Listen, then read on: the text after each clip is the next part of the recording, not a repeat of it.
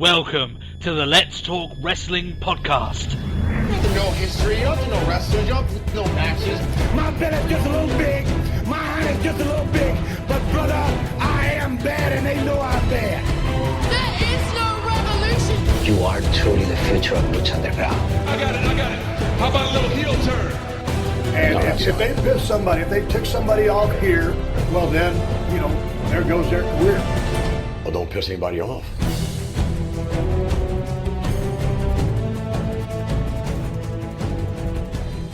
Hello everyone and welcome to the Let's Talk Wrestling podcast. The wrestling podcast will review Monday Night Raw, give predictions of course for Fastlane, and give all of you people the beautiful wrestling news of the week. My name of course, as always, until I decide to change it, but why would I, because it's such an awesome damn name, is Turbo Tony of course. Here as always, here being the host of this show.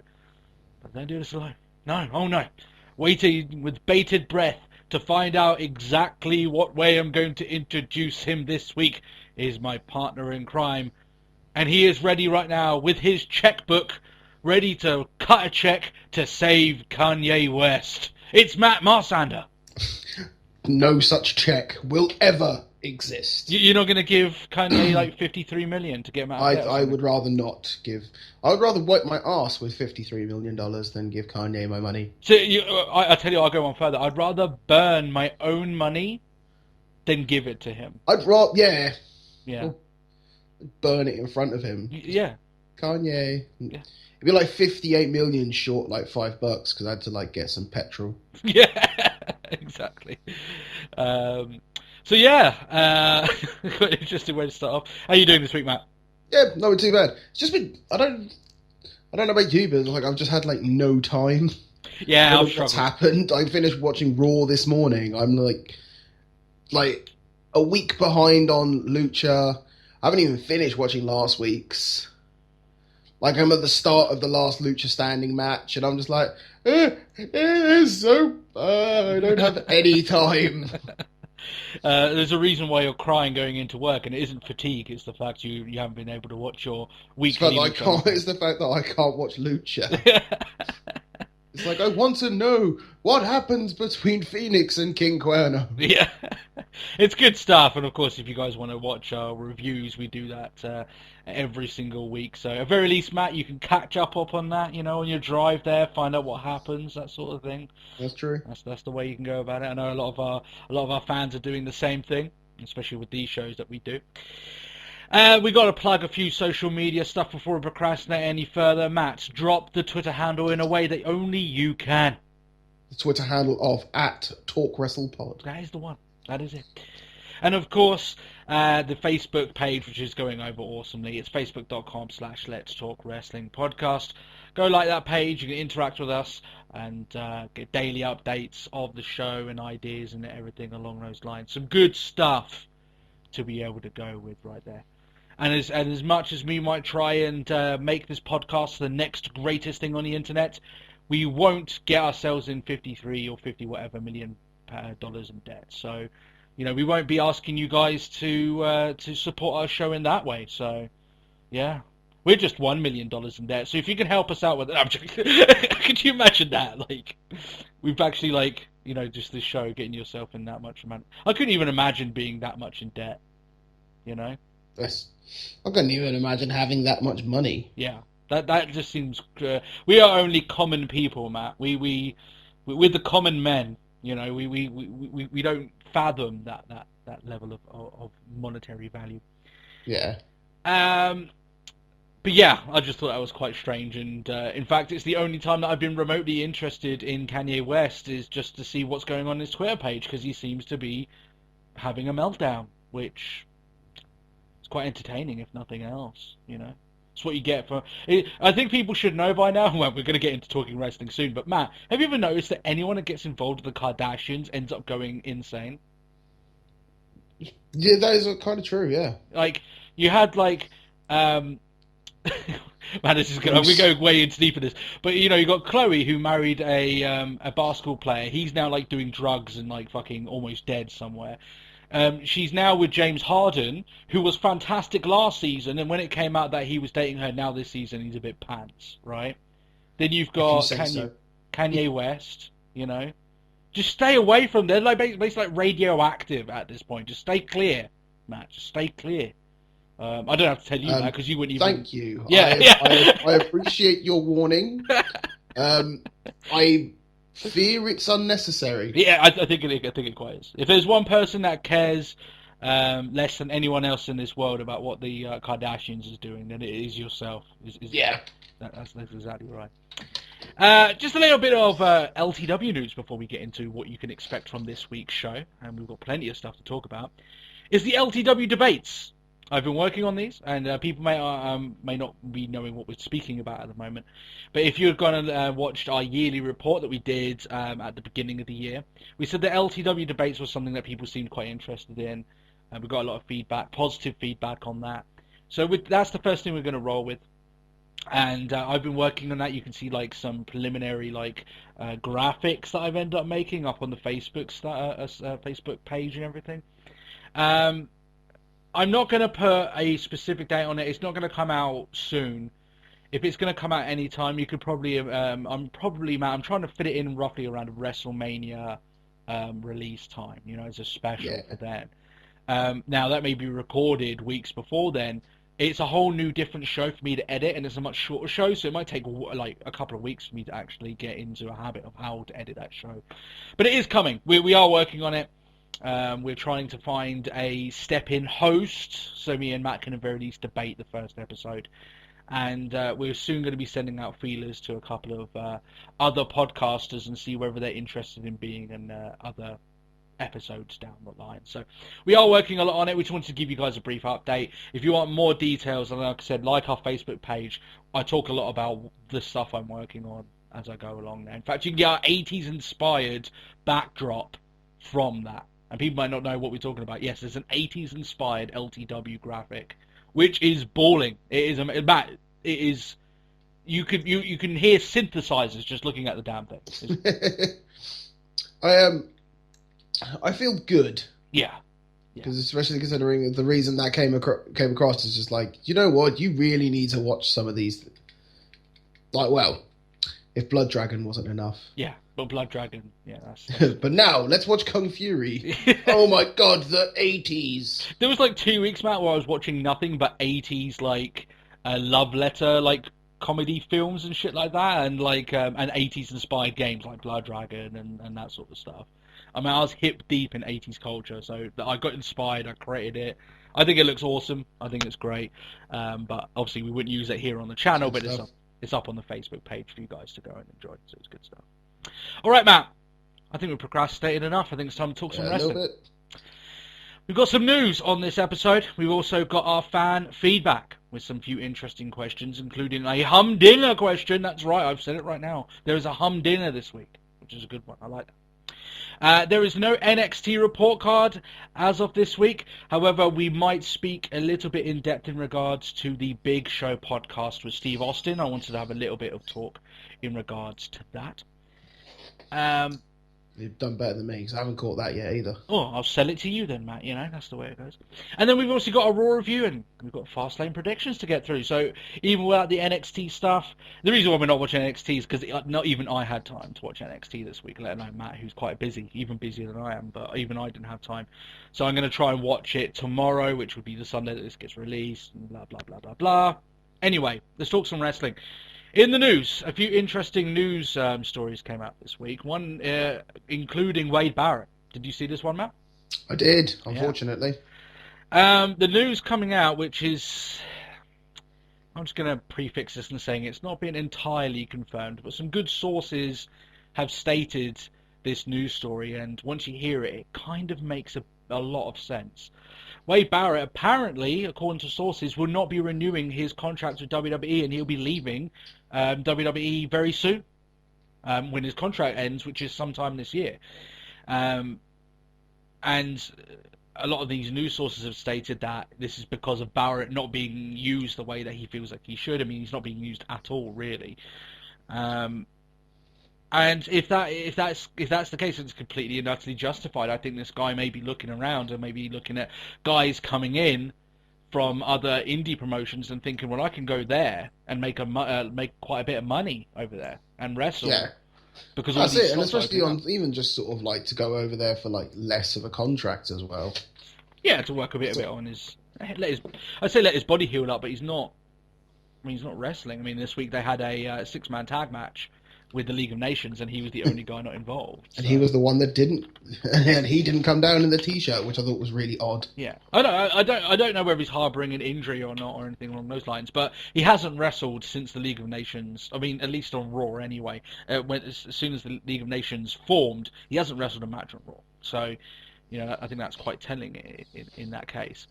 The one thing, if this is the case and he does leave, I think Barrett will be remembered as the guy. Maybe we're biased because he is English and we're English, of course. But I think Barrett is going to be one of those guys that they had a few different opportunities on when to really push this guy and make him into asset. I can think of 3 off the top of my head, and WWE never really gave him that chance. I think he's got a very good overall package of skills that weren't really recognised, you know, along those lines. What do you think, Matt? I don't like it at all, but it's completely understandable.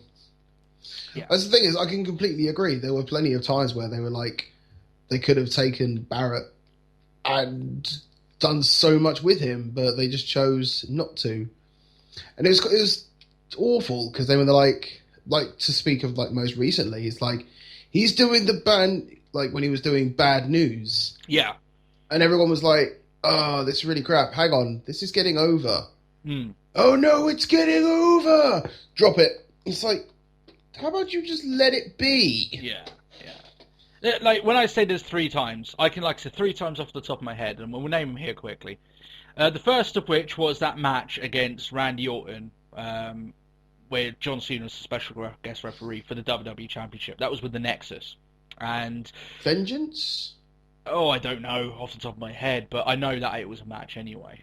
And I thought back then it would have been very interesting for that storyline if Barrett had actually won the title, and they decided not to go with that, and they went away with John Cena, where he ended up getting fired, and then he never left. Remember all that thing, and then after that, the Nexus were never the same. They were promptly beaten from pillar to post after that. Then you've got the I don't know whether this is before. Yeah, it was before. When he was in line to win the Money in the Bank, and he had his arm destroyed by Big Show throwing some guy on him, and he wrecked his arm. Oh, yeah. And that was back when the World Heavyweight Championship was around. And I'm sure if he wasn't injured, then he probably would have been World Heavyweight Champion. It just seemed like that was the course that they were going with him. And then lastly, as you say there, Matt, the Bad News stuff, right? He was meant to be a heel, but and people were starting to get behind him. And I remember a conversation that he had on Sky Sports News, and I've said this a few times, that they told him essentially just stop doing it. And while I get it, it was a little bit like he's over, right? People are over him. Why not just make him face, right? Make him be that he has bad news for the heels, right? And he rags on them instead. They just never went that way. They just took everything away from him, and then he was just dead. He was just nowhere, and there was not really much going with him. And it's kind of been the story ever since. Oh, and then you've got King Barrett, that was never getting off anywhere. But 3 opportunities, Matt, where I think that they could have made something of him, and just dropped it. Yeah, I mean, I think he's a great wrestler. I think he's good on the mic. I don't think he's been utilised as much as his overall package of skills deserves. So if he is leaving, maybe he can go somewhere that might appreciate his abilities a little bit better, shall we say. But still, as I said, we are English, we are biased, we love Barrett, even through his hard. Oh God! Even the cheer that he got. That was. To elaborate, that's sad. The cheer that he got at London, at Raw London when we were there. Oh yeah, when he was wrestling Cena when we were there, yeah. The US Open Challenge, and it's just like, that was massive. Yeah, there's always going to be something you can get from that guy, and I don't think they ever tapped into it properly, but still. Now, Matt, one of the questions, and we answered this again last week, just briefly. One of the questions that we get asked all the time, and I said back then last week, if I can name one question, and I'm sure all those people now have got a broad smile as we talk about this news story. it's been about the cruiserweight championship and whether or not they should bring back the entire division, right? And we do have another cruiserweight championship question this week, but that's a humdinger because it's a different one, and we'll get to that in the questions. But the news story here is that we are getting some cruiserweight wrestling action from WWE. A cruiserweight tournament was announced. It's going to happen in the summer. All the matches will happen at Full Sail. It will be a 32-man tournament. And I'm firmly believing that there's going to be quite a few people brought from outside WWE. Oh, yeah. I very much agree with that. Yeah, you're probably going to have Jushin Liger maybe back, for that. He fits into that. I've seen a load of people saying that they'd really want Havoc to be in it.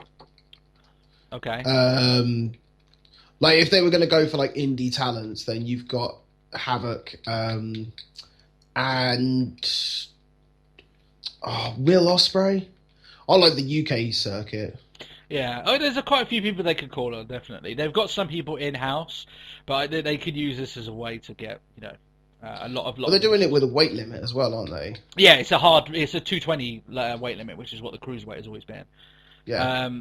So, yeah, this should be a lot of fun. I'm sure this will fill a lot of void. And guys, for all the people asking us questions about the Cruiserweight Championship, this is probably the biggest news you could ever hope for, because you may be worrying, oh wait, this is just their way of giving us something and they might not go back to it. No. Trust me with this. If WWE weren't thinking about ever doing anything with the Cruiserweights, they would not have done this tournament in the first place. This is them testing the waters. And if this gets a lot of traction and it's very successful, you might get that Cruiserweight Championship back. Yeah. I mean, it's the one thing I quite like, because it's very reminiscent to the IWGP, like, junior heavyweight titles, like the Super 8s and things like that. Yeah, where they do a lot of that, yeah. And, yeah, one of the things that might go down the line, if this gets a lot of traction and they get a winner here, and it might be one of the in-house guys, and they look around at a lot of these people. Listen, I'm always going to disagree with it for whatever reason.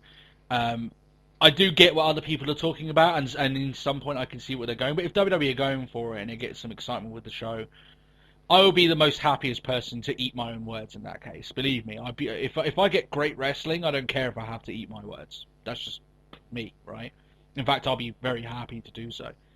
But we'll see how it goes. I mean, at very least, this tournament, I think it will give us something very different to what WWE does. And it's a network special, and it absolutely should be a network special. This is another promotional tactic to get people buying into the network. They know that at very least a small niche of fans want this division and want that sort of wrestling, so WWE are giving it to you for the price of getting the network. It's what WWE should be doing, really. So I think it's a really good move by them. And like I said, for guys wanting that championship and that division back, you should feel now more than ever like that is more of a possibility. Because if this goes over really well, WWE will think twice about doing it. So we'll see how it goes. Moving on. Saying that, go on. Actually, on just quickly, like, who would you put in that? Like, if you were to go for like in-house guys, who would you put in there? You've got Breeze. You've got Kalisto, Sin Cara. You've got is Sin Cara below the 220? I'm sure he is. Well, at very least. I mean, they could play it up. I mean, they don't have to be that. And even if they went for NXT talent as well, like you've got, well, to be fair, you've got Balor. Yeah, Balor. But I don't think they'd use Balor. But like you've got Gargano. Yeah. He'd easily be in that division. There's there's a lot of New Japan guys that they can end up bringing in. Like oh yeah. Like I don't know whether they would do that, but yeah, there's a lot of guys that they could probably fill at very least half that bracket with guys. So people are just genuinely slimmer, nowadays. And I'm sure even the Usos would probably go under 220. No. They don't know. But the Usos are surprisingly heavy. Well, it's the Samoan in them, I guess. Yeah. Look at their daddy, I guess, and you understand. But what I'm saying is there is a lot of guys that would probably fit under that. Maybe people would look at Neville and think he's not, because he's stocky, right? You look at him and he looks like a mini tank, right? But he is under that weight limit, so there's a lot of guys that you wouldn't perceive. So I'm sure they can get plenty of people on that list, So yeah, but we'll soon see. Brie Bella, it's in the news. And we're actually going to be talking a little bit here about what she said, and we're going to be talking a lot about what happened on Raw and why I think it's absolutely ridiculous, some of the things that they were doing with her this week. But still, she announced that she will be retiring. She will be retiring in the summer. And I said last week with the Bryan retirement, Matt, that I thought that Brie's announcement probably was going to come very soon. And Yeah. that's exactly what happened here.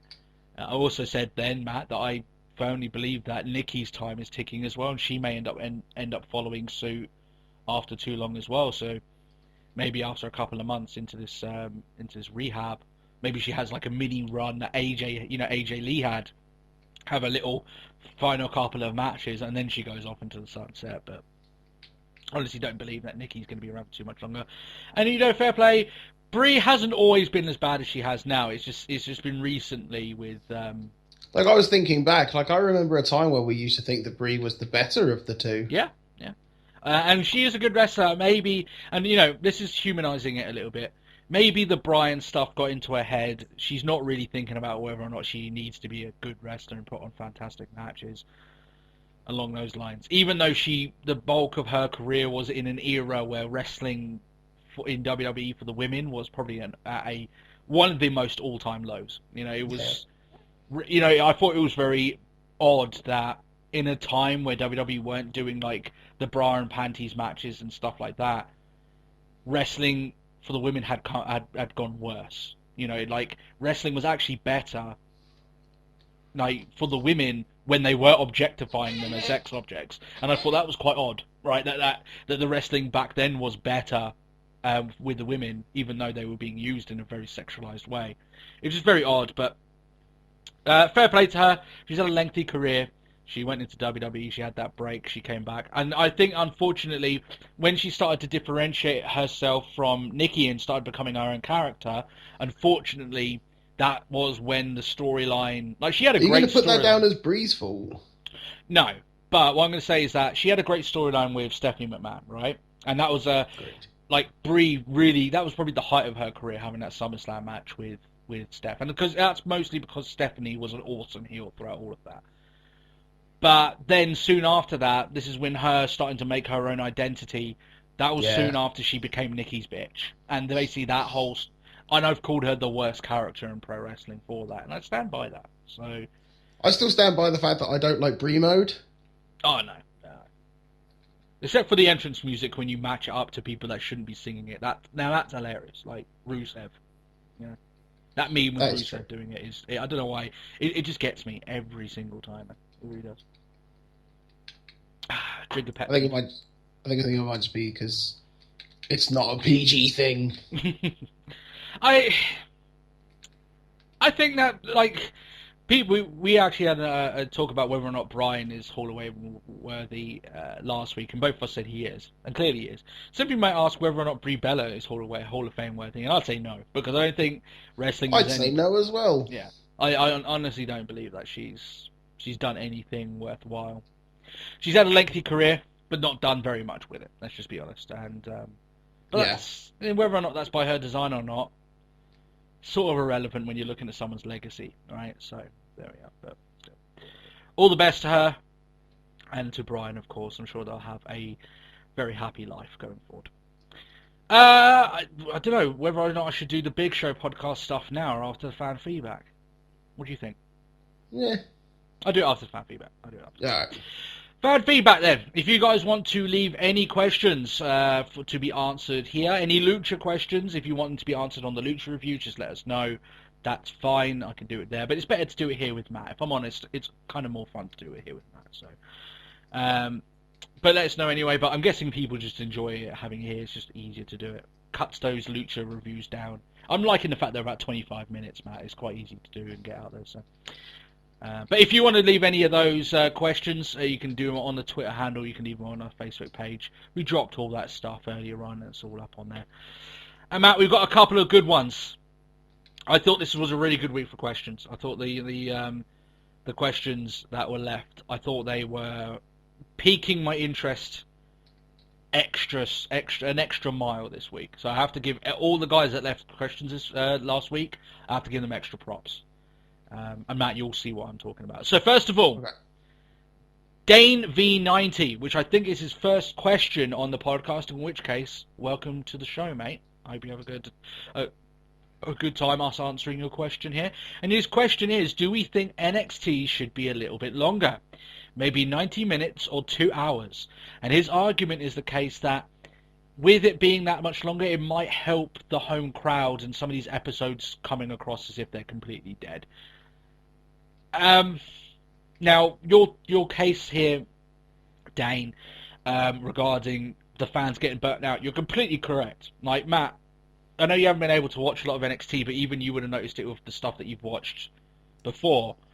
Sometimes you'll watch an odd episode of NXT where the wrestling is good and some of the promos are good, but the crowd are just burnt out. They've obviously been there. It's one of those ones where you can tell that it's been like the arse end of a binge recording. Yeah, and I think even we said last week on that show that it was one of those sort of shows. Oh no, that was the first one. It was the week before then, 2 weeks ago, that we said that show was like the crowd were dead, like really dead. Mm-hmm. You can't really blame them once they've got over that time. But when it comes to opening up the show, no, I don't think they should make the shows longer, because the tapings are still technically going to be the same length. Instead of recording 3, they're going to record 2 episodes if they do it at an hour and a half. You know, it means that second episode it's going to be a very lengthy episode where most of it is dead. I don't know. Are you thinking that he might be onto something here? I think it might be onto something. I think an hour and a half probably wouldn't be too bad. I think NXT has kind of a similar thing that Lucha Underground does, where it's like, we've got all these guys, but you're not going to see them for 3 weeks. Yeah, I mean, like Finn sort of Balor, like he had his defense of the championship at London, and I think he had like his first appearance was like last week or something. You know, like something like that. Yeah, he's been away for that long. I think the thing with NXT, Matt, and I'm going to argue against that. Maybe it's me being biased because Matt, we honestly watch too much wrestling in a week. It's far Agreed. too much, and the fact that we're getting quite burned out each week, even from the shows that we do enjoy. When it comes to NXT, because it's an hour long, they either finish the show where it feels like that's the proper amount and you that's okay, it didn't overstay its welcome, or it ends with you wanting more, and both of them are a good thing. yeah. I think if you do 90 minutes, you're going to start testing some people's patience with it. I know NXT is a great product, and the way it's done definitely appeases to you and me. I just feel, and this is just going specifically to Dane's point about the crowd, if you make the shows longer and make them like that, then the crowd will eventually start matching that. It's kind of hard to explain, but what I'm saying is that you're still gonna have the problem of big chunks of these shows with the crowd being completely dead. It's down to WWE's taping schedule, not how much they break up the shows. But yeah, I mean, that's the bottom line of it, really. I was listening to a few people that went to the last set of tapings, and they were saying that it's kind of like you end up getting burnt out in that last like 30 minutes because you're starting to see people come out for like the third time in 3 hours. Yeah. Because they're technically taping like the third episode and stuff. So I completely understand. That wouldn't change. You know, that aspect of the tapings wouldn't change. The only thing that they could do is obviously have more tapings, but that's more money on them. To set up all the production and everything. It's obviously much cheaper for them to do it in one block. But I think it's a problem that NXT will have less the more they tour. Full Sail is fine, and it's always going to be the home base for NXT. But the more they tour, and they've gone to like a new location with the newest set of tapings, the more they go to different tapings and different locations and do the tapings there, NXT will get a bit better in that regard, because you can have more rabid fans that are going to stick with the show throughout that entire 3 hours. The problem with NXT is what they tend to do at the moment is that they'll go to an area and they'll do tons of shows in that small circuit. So you may end up having a lot of people that bought tickets to all of those shows but being die-hard fans. Maybe not. Maybe I'm getting that wrong, but still. I think it's... I tell you what, it's a good problem for NXT. But personally... I still think an hour. I think if they go any further than an hour, then it's more risk than reward, in my opinion. And that's more WWE content for people to try and watch each week, and there's only so much that we can really get through. But still, maybe that will change, Matt. Maybe you've gotten to a point. They've got Nakamura coming in. Austin Aries has just came in. All right. Carl Anderson and Doc Gallows are probably going to be coming in soon. That roster is getting quite big in NXT, even with some of the guys being called up. Maybe it is a case that maybe they do need a little, even like an extra 10, 15 minutes of time to really showcase these guys, because otherwise you might start getting some bad habits where some people start getting forgotten, pushed aside. You're having quick matches so you can start fitting people in, which is not what NXT is. You know, no. NXT is like this. We reckon this should take 15 minutes, and it's going to get the 15 minutes. Yeah. Not this 5-minute bullshit. I mean, often you'll get 20-minute matches in NXT. Which is fine, because it's for the fans that enjoy that length of matches. But we'll see how it goes from there. I thought that was a very interesting question, and I thought that Dane, with your assessment, people can just say, I want it 90 minutes, I want it 2 hours because it's great, and I want more. I liked that the avenue you went down here, talking about how to get the crowd more involved and have more episodes.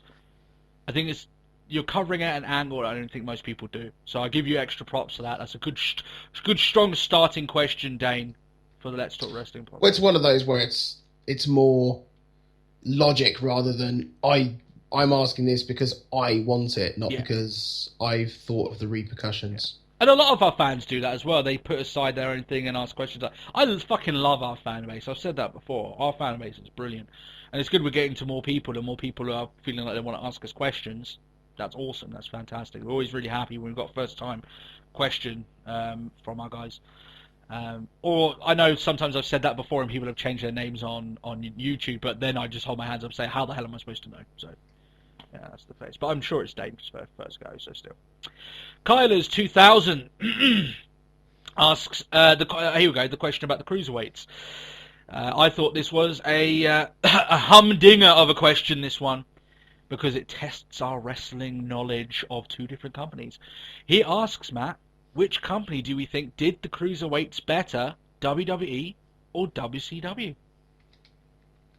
Good question, this one. This is a question about the cruiserweights. I have no problem in answering. That's completely fine. Now, Matt, you watched WCW a little bit. I wasn't a big WCW guy. Yeah. And before we were friends, this is going back on a history thing now. Before we were friends, I think when I met you, I was still like a big WCW fan, even though it was at the end of its period at then, because I actually went through a period, 1998 to like 2000, where I would watch WCW exclusively, and I'd only watch that. Yeah. But you were more WWE, just, you didn't really care. Well, you not so much care, you just, you know, whether or not it was easier on your TV screen or a different thing. Well, everyone had two different sides of the war. Yeah. But yeah, I was always more of a WCW guy. Maybe that was because my brother was a big fan of Sting, so therefore he wanted to watch WCW. In fact, going back then, my brother is really the person that really got me into watching wrestling, because he was a guy that was really into the Ultimate Warrior, but when the Ultimate Warrior left to go to WCW, then that's why he started watching WCW, and then obviously Warrior then wasn't really at any sort of capacity at that point. He stayed for Sting then, because he became a big Sting fan and all that sort of stuff, so that's how I got into WCW. So maybe, I may be a bit biased with this, and I say that, but I've knocked WCW a lot on this podcast, because as I've grown up and realised all the shit was going on, and even as a kid, you know, around 2000, 2001, I mean, it was pretty hard to watch some of those shows, right? It was, you know, it was very easy to understand at that point why I started watching WWE, you know, from there on forward. What do you remember of the cruiserweights? I mean, the cruiserweights in WWE really didn't come into their own until after WCW died. I mean, we're talking about, like, the Cruiserweight Championship wasn't even... I mean, it was brought in from WCW. It was one of the championships that came across, I believe, anyway. What do you remember much of the Cruiserweight division in WWE? It's not a great deal, to be fair. 'Cause, like, I was watching WWE at the time, but I was like, not even a sort of weekly. It was a sort of like as and when I could catch it. Not as religiously as now. No, I went nearly as religiously. I don't seem to remember a great deal of. I just know that it was like when it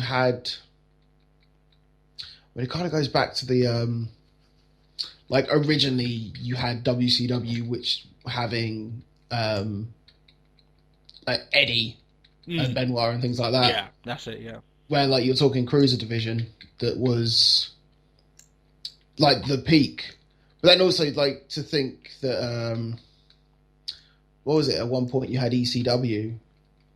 I know we're not discussing as part of the mix, but like ECW were also like so almost fundamental in sort of like the cruiserweight division as well. You had Mysterio, like, and you had a few other guys in there, you know, like Juventud Guerrero and all that sort of like. I think you hit on what I was gonna say there.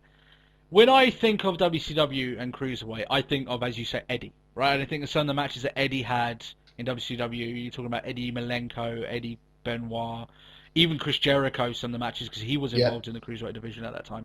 We're talking about legendary guys right there, you know, really top-notch, first ballot Hall of Famers guys, right? Well, with the exception of one. Elite, yeah, of course. But there's even more than that, right? And they had a lot of stars come in to work in that division.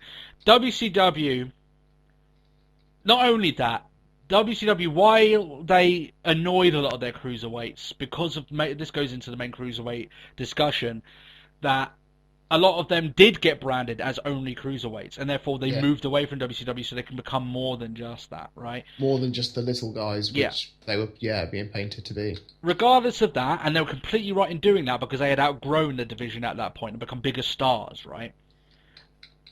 They were, that cruiserweight division for WCW was a massive asset for that company. That was one of the big weapons that they had against WWE. Well, wasn't it one thing that people would sort of compare is like, people would watch, like during the proper Monday Night Wars, they'd watch the first half of WCW for the cruiserweight, and then watch the main event on Raw. Yeah, that a lot of people were doing that. Yeah, they were absolutely, because the cruiserweights were giving a different brand of wrestling. That, yes, they were doing some similar stuff in ECW, but that was always going to be more underground, right? That was ECW, right? So a lot of people were watching those cruiserweight stuff because it was groundbreaking, right? People hadn't seen a lot of that style of wrestling before, especially on these big shows, Monday Nitro and all this sort of thing. So the cruiserweights for WCW were a big asset for the company. When I look at WWE and the cruiserweights, initially the first thing that comes to mind is Matt Hardy doing that whole entire thing of him trying to shed weight so he can win the cruiserweight championship. Yeah. When that's the first thing I can remember, rather than a fantastic match, and I'm sure there have been for the Cruiserweight Championship on WWE, there's nowhere near the level and quantity of fantastic matches that were done in WCW. And I don't think that WWE ever used the Cruiserweight division as much of an asset to the show that WCW did in its time.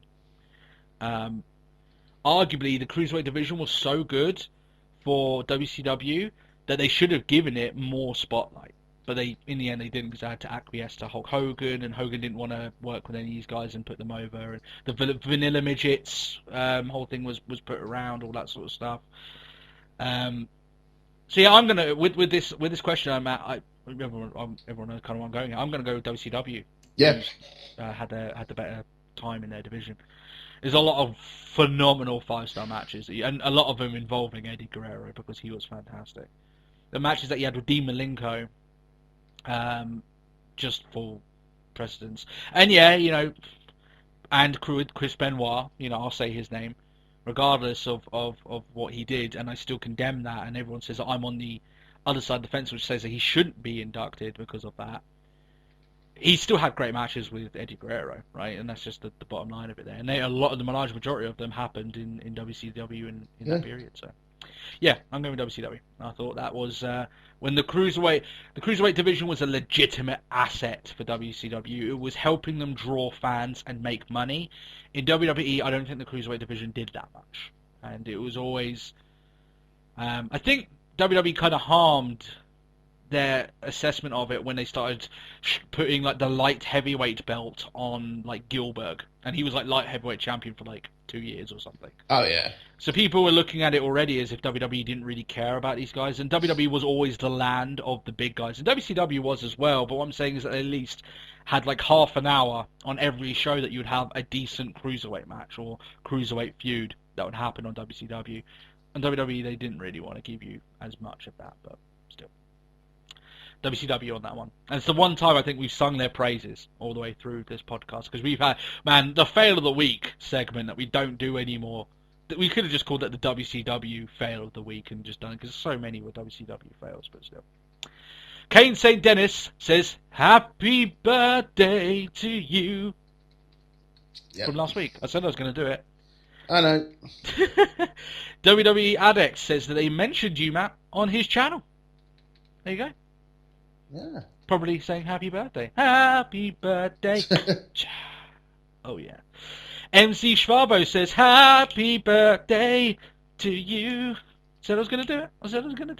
I'm doing it. He always has a question, though, so we'll have to get into that. Sorry, Matt. I know you want to hear me listen to all that happy birthday stuff, even though it puts you in a very uncomfortable position. But we've got questions to be answering, damn it. So we need to get on top of that now. And questions it shall be. Yeah. Oh, no, it's not so much he has a question. It was more of a comment that I wanted to talk about.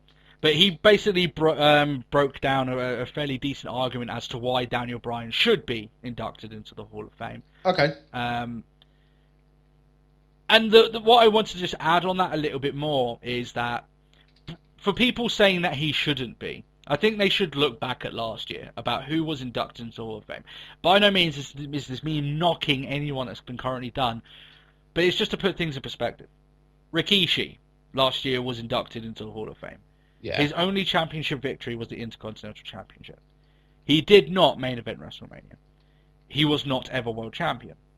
He was never a legitimate, like, I would say he was an asset to the company. He was, but he was never like the level Bryan. Bryan got fanfare around him for WrestleMania 30, so much so that they had to change the main event to put him in it, right? Daniel Bryan had 16 years in the business. He had a very, very world-class career before he even stepped foot into WWE. He did main event WrestleMania. He won the championship multiple times, the WWE Championship. He even won the World Heavyweight Championship, and I know he lost it in 18 seconds of WrestleMania, but he still had that match there, right? And he still was champion. Money in the Bank winner. You can go through all these things that he's done, but even then, I can throw that all aside and say, just on raw, basic wrestling acumen, Daniel Bryan should be inducted in the Hall of Fame. He is that good.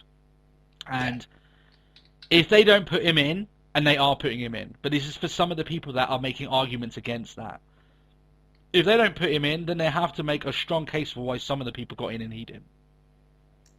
I'm talking about the Coco Bewares, right? The Rikishis, which I'm not going to... I said back then that I didn't think that his career was entirely Hall of Fame worthy, and I still stand by that. I think Rikishi was great. I didn't think he was Hall of Fame, right? And there's a few other people in there that Bryan clearly is on a level above them. And, he's... A lot of these people are just saying it because they didn't like Daniel Bryan or they didn't understand what he was about. Regardless of that, you have to respect for what he accomplished and what he did and his skills. But some people... It's kind of really disappointing that it does boil down to that a lot of the time. It's like, I don't even understand the hype behind Bryan. It's like, how could you not? Some people, they can like what they want to like, but at the end of the day, trying to say that this guy doesn't deserve to be in the Hall of Fame because you didn't like him, that means you're not being objective, right? When I'm saying, I'm being objective by saying I like Rikishi, but he shouldn't be in the Hall of Fame, right? It goes two ways, right? Yeah. There's people in the Hall of Fame that I'm not the biggest fan of, but are worthy of a Hall of Fame induction. You have to be objective. But that's the case of it there. But yeah, no, I completely agree. Subscriber 241 says, happy birthday to you, Matt. Yeah. You like that? Okay, that's another one. Yeah, that's another one. Yeah. They love you, Matt. They love you. If they could sing it to you, they would have done that shit themselves. Don't you believe me? They would have done it. They would have done it. Oh, yeah. I'll tell you what, next year I'm actually going to get hold of everyone behind your back and just get like all of the fans just to say happy birthday in like a sound file and just play it all at the same time, so just a massive barrage just to really piss you off. Just, it's like so uncomfortable, you know, but still. Billy McGee, he doesn't say happy birthday for you, so he's let you off. There you go, Matt. In fact, there's no more this week, so there you go. There you go. For another year, you've managed to escape the happy birthdays. His question is another humdinger. And he asks, which wrestling company do we think will become competition for WWE in the future? Now, this is quite a question that I guess that a lot of people get asked, but I think it's got more poignancy now. And let me run away with this, Matt, because I want to explain why I believe that is the case. Do you mind? Okay. And you can obviously let me know whether or not you think that. I think the dynamic of that question has changed over the last couple of years. And the reason why I believe that is, people may be really bored of me saying this at this point. I think Lucha Underground, now I'm not saying that Lucha Underground is going to be competition for WWE, so before people immediately start typing, what the fuck, you fanboy? No, that's not what I'm saying. Please wait for me to explain. Lucha Underground will not be competition for WWE, because they base themselves around being fully alternative, and they have to be somewhat underground. You know, if they get too popular, that's kind of... Well, they're just Lucha. They're not Lucha Underground. Right, you know what I mean? So... And they Lucha Underground will do fine. But what I think Lucha Underground has shown people is that wrestling doesn't have to be exactly the way that WWE has done it for the last 40, 50 years, right? Wrestling can be changed, adapted, modified to fit a new demographic. And what I mean by that is that Lucha Underground is a wrestling show that is a television show. It's not a promotion. It's a television show. And I'm not saying that every single company to become successful. Let me try and go at this a different angle, Matt. I think it's far safer to create a wrestling-based television show nowadays than it is to make a wrestling-based promotion. And those two things are very different from each other. So a wrestling promotion, Matt, is everything that WWE is. It is someone who gets a roster of wrestlers, pays them by appearance, and tours whatever place that they're in, and tries to draw money on each location that they go to, right? Whether or not they've got a television deal, you could be a wrestling promotion without a TV deal, right? Which is exactly what WWE does. They tour America. They go to each and every. Sometimes they go outside to England, but they mainly go in America. They go to all these different places, and they try and sell out wherever they go. It's like basically like a, it's like a show that goes to each place and goes there. It's a wrestling promotion. It is what it's always been. Yeah. Lucha Underground is a television show, so they get a budget at the beginning of their season. They're told you have to make this many episodes. With that budget, go create those episodes. And obviously make it good because we want viewers for it. So they financially, and not only financially, but in terms of booking, in terms of recruitment, in terms of filming, in terms of storylines, they play by a completely different skill set than what WWE does. They go by a completely different book. WWE earns their money by ticket revenues and TV money. Lucha Underground gets payment from the network, who gives them a lump sum and tells them, go create a season for me because we're expecting this much back from you. And if they don't do it, then they just won't be renewed for another season, right? That's just how general TV works, right? So what does all this have to do with the question? Because I'm sure Billy's sitting there and going, okay, that's great, Tony, and fantastic for explaining that. But how does that relate? Yeah. I firmly believe that no other wrestling promotion out there is ever going to rival WWE in terms of fan base and viewers. But I do believe that down the line, and like I said that this might not I'm pretty sure it won't be Lucha Underground. In fact, I can pretty much guarantee it won't be. They'll be fine, but they'll never rival WWE. If another wrestling organization is going to rival WWE, you can't out WWE. They already have the fan base. They can go to these places. They can go to all these places in the US. They have fans in every corner of the United States and around the globe. Mm-hmm. They can sell out arenas almost everywhere, and they know they've got logistics. They've done all this before. When you try and out WWE, which is really hard to say, There we go. they're already going to be a one step ahead of you because you're trying to emulate them while they're constantly changing what they want to be, right? And getting better while you're just trying to learn what they're doing. So if any company I think is going to become genuine competition for WWE, I think it's going to be a wrestling-based television show where they give people something different but appeals to a large audience but plays by different rules than what WWE does. And therefore they can beat WWE in ways that WWE can't even possibly try to compete with. Which is one of the long lines of that. One of the great things about Lucha Underground is that it does have a break. That once the season is done, you're given time to get re-excited for the shows. You know, you're not burnt out every single week. You also got the added bonus of being able to write things well in advance. Have a storyline that's so planned out that before you even start filming, you know where the ending is. Whereas WWE has to kind of go with the flow, right? They have to. That's it. Change. I mean, if somebody was to get up an injury on Lucha, that doesn't really make much of a difference to them at all. Yeah, right. You know, they've got time. Because it's not like they've gone. It's not like WWE where WWE would just go, shit, we've got this huge, 6-month plan that's wrecked. Yeah. It's. Like for instance, Seth Rollins, right? Him getting injured. I'm sure, let's say, I know Mil Muertes isn't injured. They're only doing kayfabe. But let's say he did get injured as the champion. At very least, they would have more time to come up with a contingency plan than WWE do. WWE need to have a contingent. Let's say that they have a live event earlier on the week. Rollins gets injured. They may have 3 tops 4 days to come up with what's going to be the next 6 months worth of plans. Yeah. Lucha Underground don't have to play by that skill set.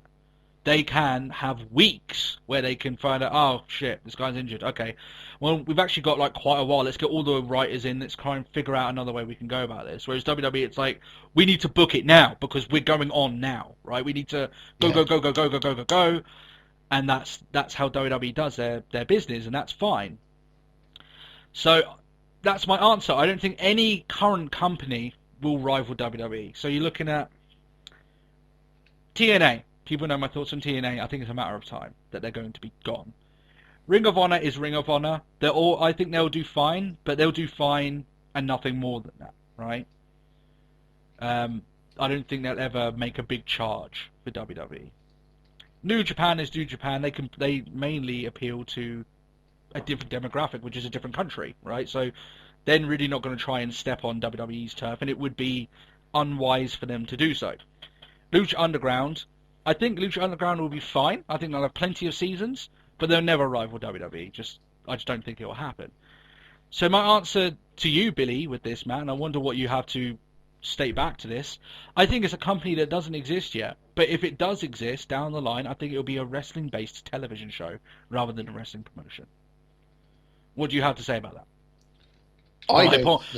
While I pour myself out a Pepsi and hear your retort. Refresh yourself after that. Yeah. I don't think there will be a company that will. Ever. Okay. Because it's now cemented. You know when sort of a lot of people just go, it's cemented in pop culture? WWE is pop culture. If anyone goes, I can't remember who it was.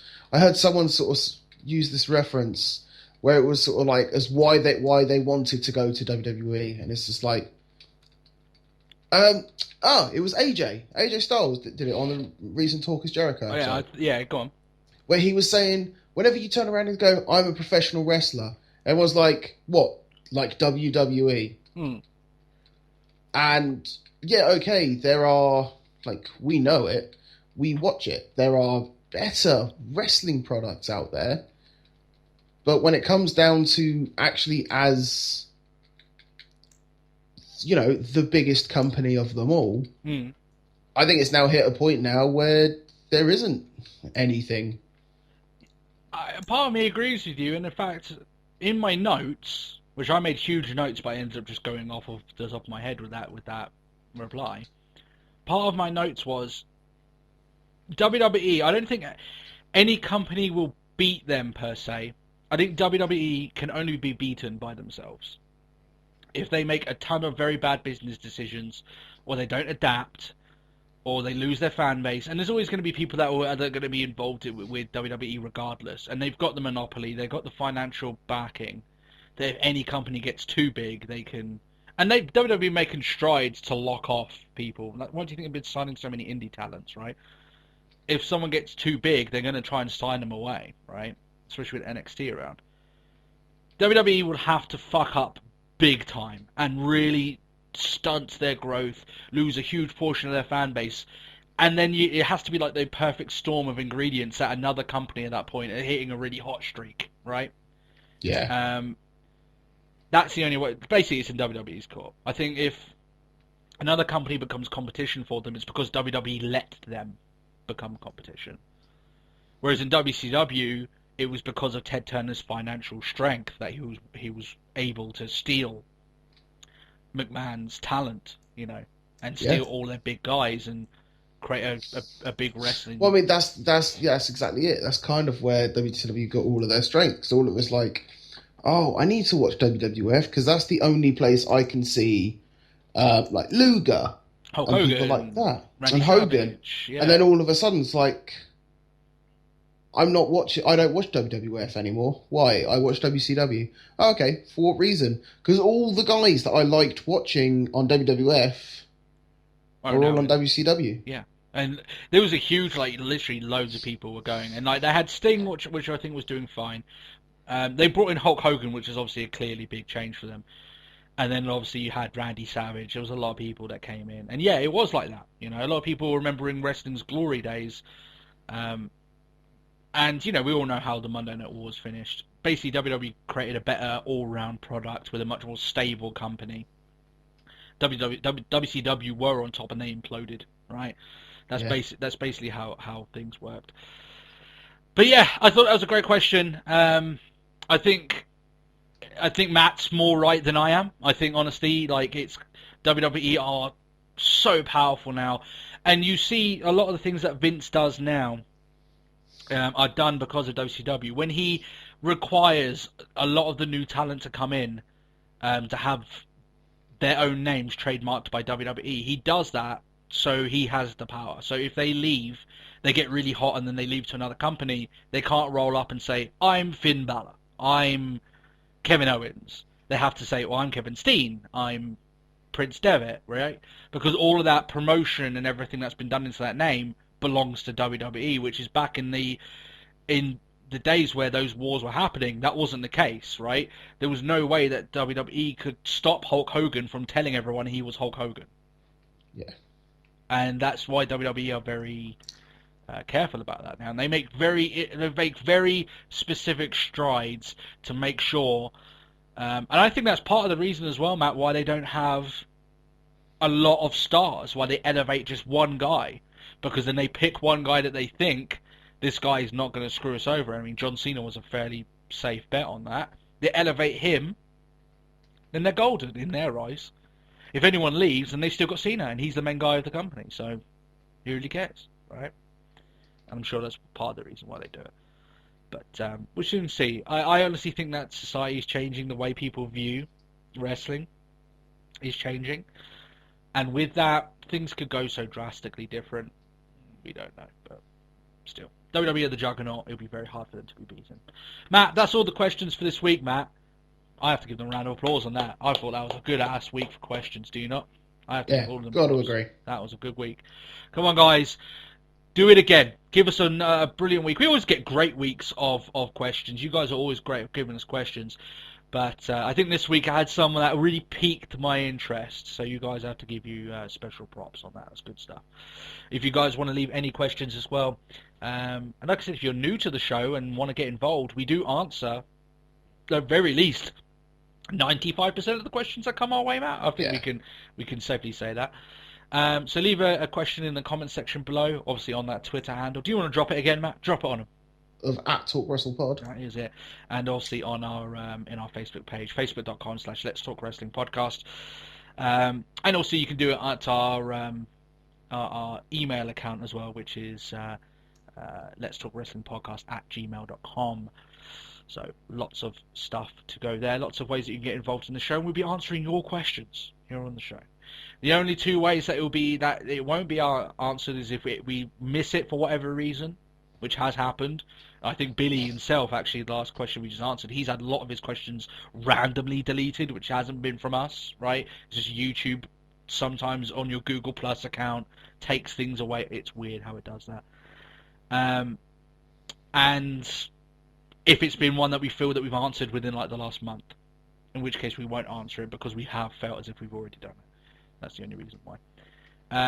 One of the other things as well, Matt, just before we go on, I know this is a lot of kind of rounding up questions and everything. Just another question, another piece of information.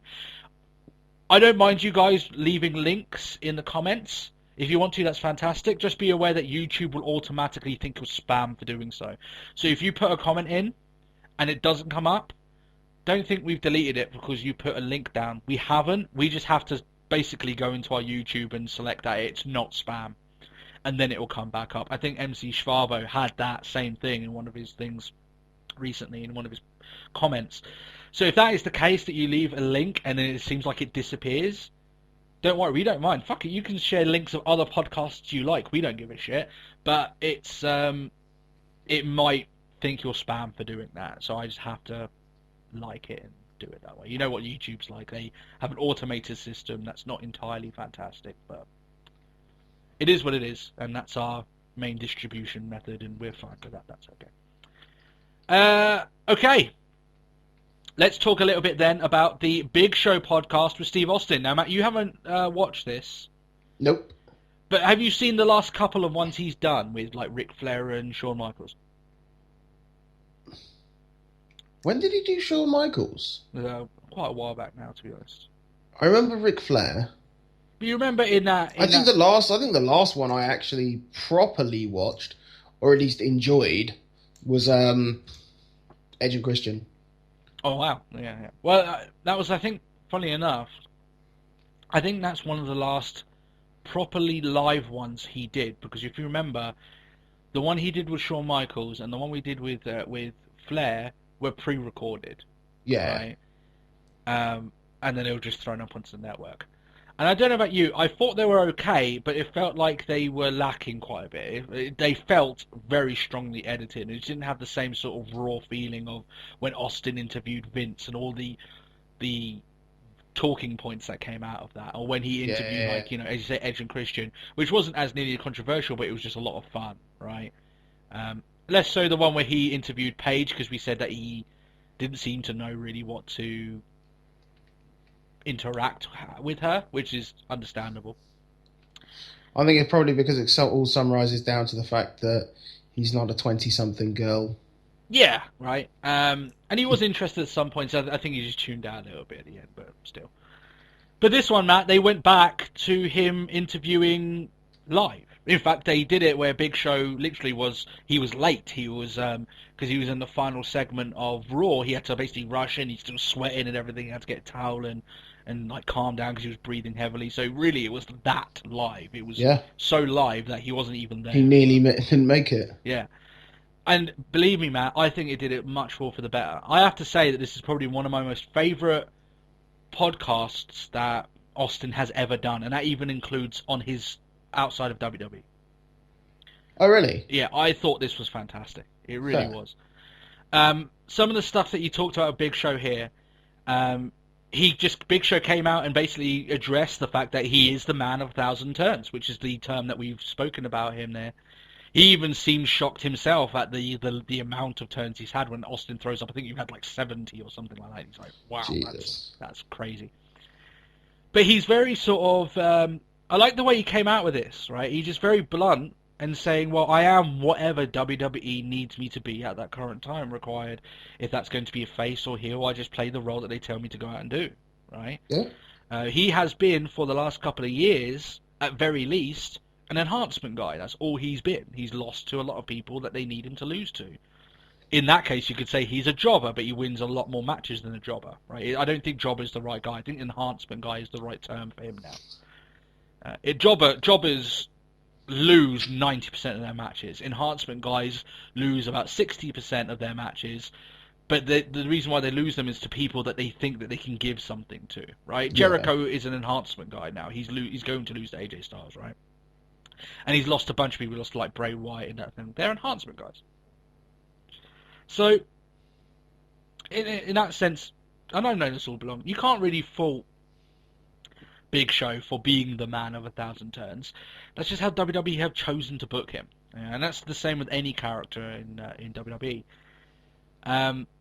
When people chant "Please retire," it's because of WWE and how they've chosen to use him, right? And I know he's been around for a long time, but so have plenty of other people, and they don't get the same thing. It's because they've chosen to use him in an enhancement role for so long that people know what they're getting with Big Show nowadays.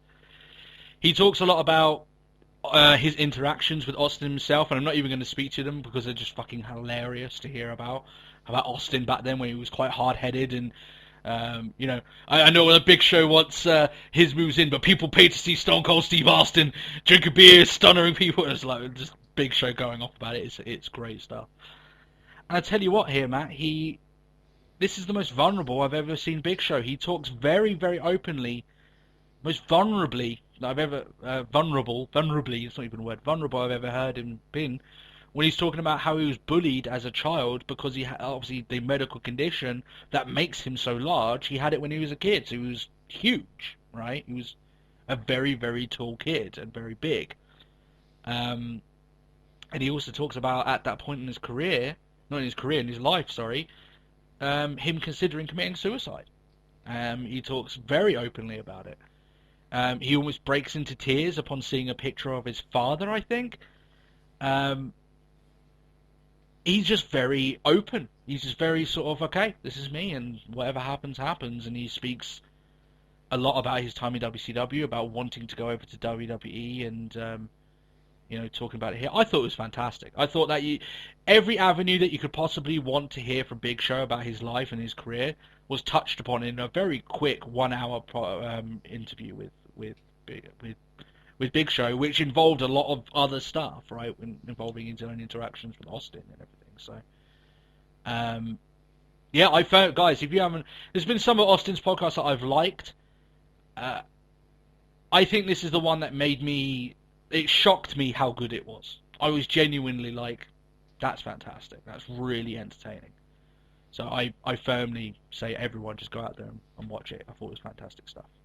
And I know we're not doing the NXT report card. Maybe this is my network suggestion, which we do every now and then. Definitely go watch it. I thought it was fantastic. Just make a bit of time for yourself. Big Show was more entertaining in 1 hour, just being himself, than WWE has used him in years. I thought that was like, you know what I mean? I thought it was quite apt in that sense. But really good stuff. And like I said, the big difference here, Matt, is that when Austin's interviewing, man, he's so into it, right? He's cutting jokes with him. He's reminiscing himself. This is Austin at his best when he's a podcast host, right? He's allowing Big Show to tell these stories and then trying to get at the heart of the issues of why he felt that way. Austin's fantastic in that role. I think sometimes he's not, because he lets things go by. Like I think in the Vince one, he let a few things slide or a few things here and there, but I still think he was good in that. But yeah, honestly, go out, Matt. Go out and watch it. It's awesome. It's I think you'll be pleasantly surprised just how. Well, to be fair, it might even be on his. I might not even have to go to the network for it. Yeah, he always airs the audio on his podcast ones, doesn't he? Yeah, so I can download that. You can download it, yeah, and that's just as good. That's just as good, honestly. Okay, so apart from that, we've got a Raw review to get on with. So it's the go-home show for Fastlane. And Matt, I'm going to talk a little bit more about how I feel about this card at the end of the show when we do our predictions. Let's just say I'm not impressed. And I'll go into that more in depth as we go in time. I already said it. Fuck it. I'll just say right now. I said it on the Facebook already. I think it's horrendous. I think the card is awful. And I'll go through the reasons why I think it's awful when we get in those predictions. Very weak. Yeah. People might be able to say, well, you're going a little bit too harsh from there. I'm sure most people can agree that it's not very strong at all. And that's being generous in my opinion. I think it's a very weak show that they're putting on a card. Now, a weak card can still be good, right? It can still be an entertaining show. We've had it before, though, haven't we? I seem to recall, I can't remember what the pay-per-view was, but we were like, it looks terrible. It was like, that was actually pretty good. Yeah. I mean, they can do it, but it doesn't change the fact that the card is bad going in, right? Yeah. So, still got my hopes up that it will be a decent show to watch. I'm not that excited about it, let's be honest. So, Fastlane is the last stop before WrestleMania. It seems more like they're basically filling up time, instead of going, oh, we're in the fast lane to WrestleMania. It feels like they're on, the slow lane. They make it sound like a pit stop, don't they? It's more like the pit stop. They should call it WWE Pit Stop. The place we go and put, and we kill time until we actually get to WrestleMania. That's how it kind of feels. This show is coming up from Anaheim, and we're going to be reviewing this show in the basis of how well it sells WWE Fastlane, of course. Dean Ambrose, he kicks off the show, and he says that last week with Lesnar, he did what he had to do in terms of giving him the low blow. Doesn't need to explain himself, does he, Ambrose? Because, when Undertaker feels like he needs to resort to it, I don't think Ambrose has got a free pass. And he knows that Lesnar is coming for revenge. He calls out Brock Lesnar, but gets Stephanie McMahon instead. She always gets those names mixed up. Brock Lesnar, Stephanie McMahon. Don't quite get it. Don't quite get it. It's an odd. They don't even sound alike. No. Maybe she's just looking for any excuse, and in her mind, everyone is just saying Stephanie McMahon over and over again just to come into the ring. Fair enough. Well, actually, no, Matt. I have to say that I actually have the inner scoop of why she came down. She hadn't talked down Dean Ambrose in a while. That's true. So she had to do it. I know she basically did it last week, but she had to do it again this week, of course. It's been over a week. That's too long for her. Yeah, far too long. She knocks down what Ambrose has built up, and what I mean by that is that Ambrose has basically been making himself look like a contender to fight Brock Lesnar. We've been saying all along that Ambrose versus Lesnar in a hardcore match at WrestleMania seems like a very tasty affair. And she's basically like, well, actually, you couldn't really beat him unless Reigns came out. And it's a little bit like, thanks for that. Awesome. Sell him strong. Yeah. Good job. She sets up a fatal 5-way intercontinental title match to kick off the show, and if Reigns gets involved, Ambrose will get disqualified from Fastlane.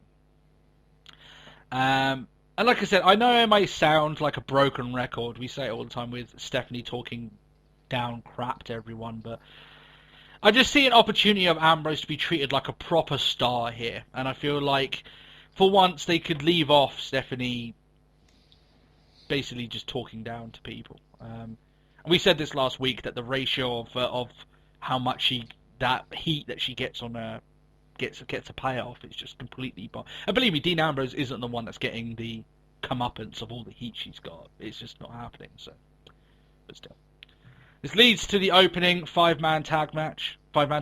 What? Fatal five-man fatal 5-way.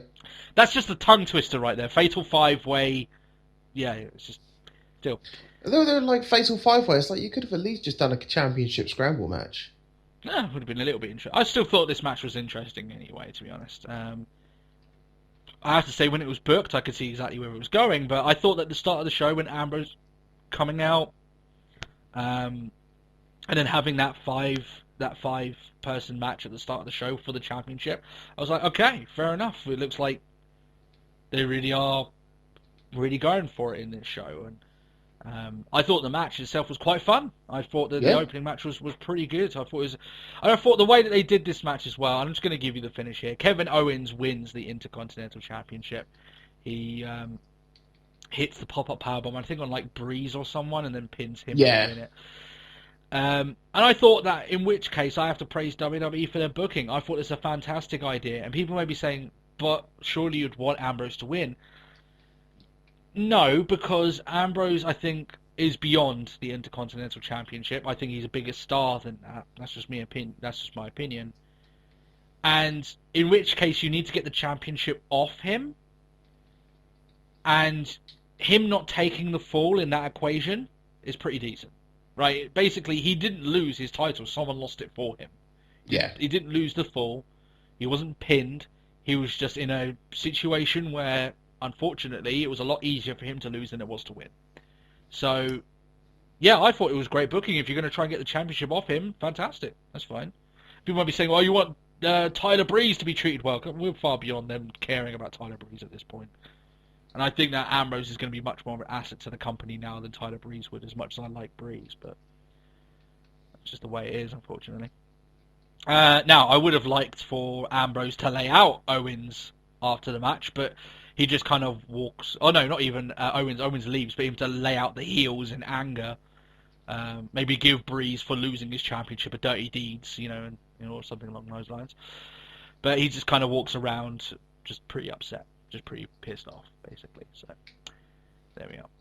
Renee Young speaks to Ambrose. He is pissed off, of course, that his IC title is gone, but he says, well, that's gone. Now the opportunity to win at Fastlane means so much more, and I'm going to go into it, and I'm going to win. Yeah, I quite like this. It's like Stephanie thinks she's now taken everything from me. Well, it just means I can focus more. That's and exactly if she right. thinks this is it, then I'll show her.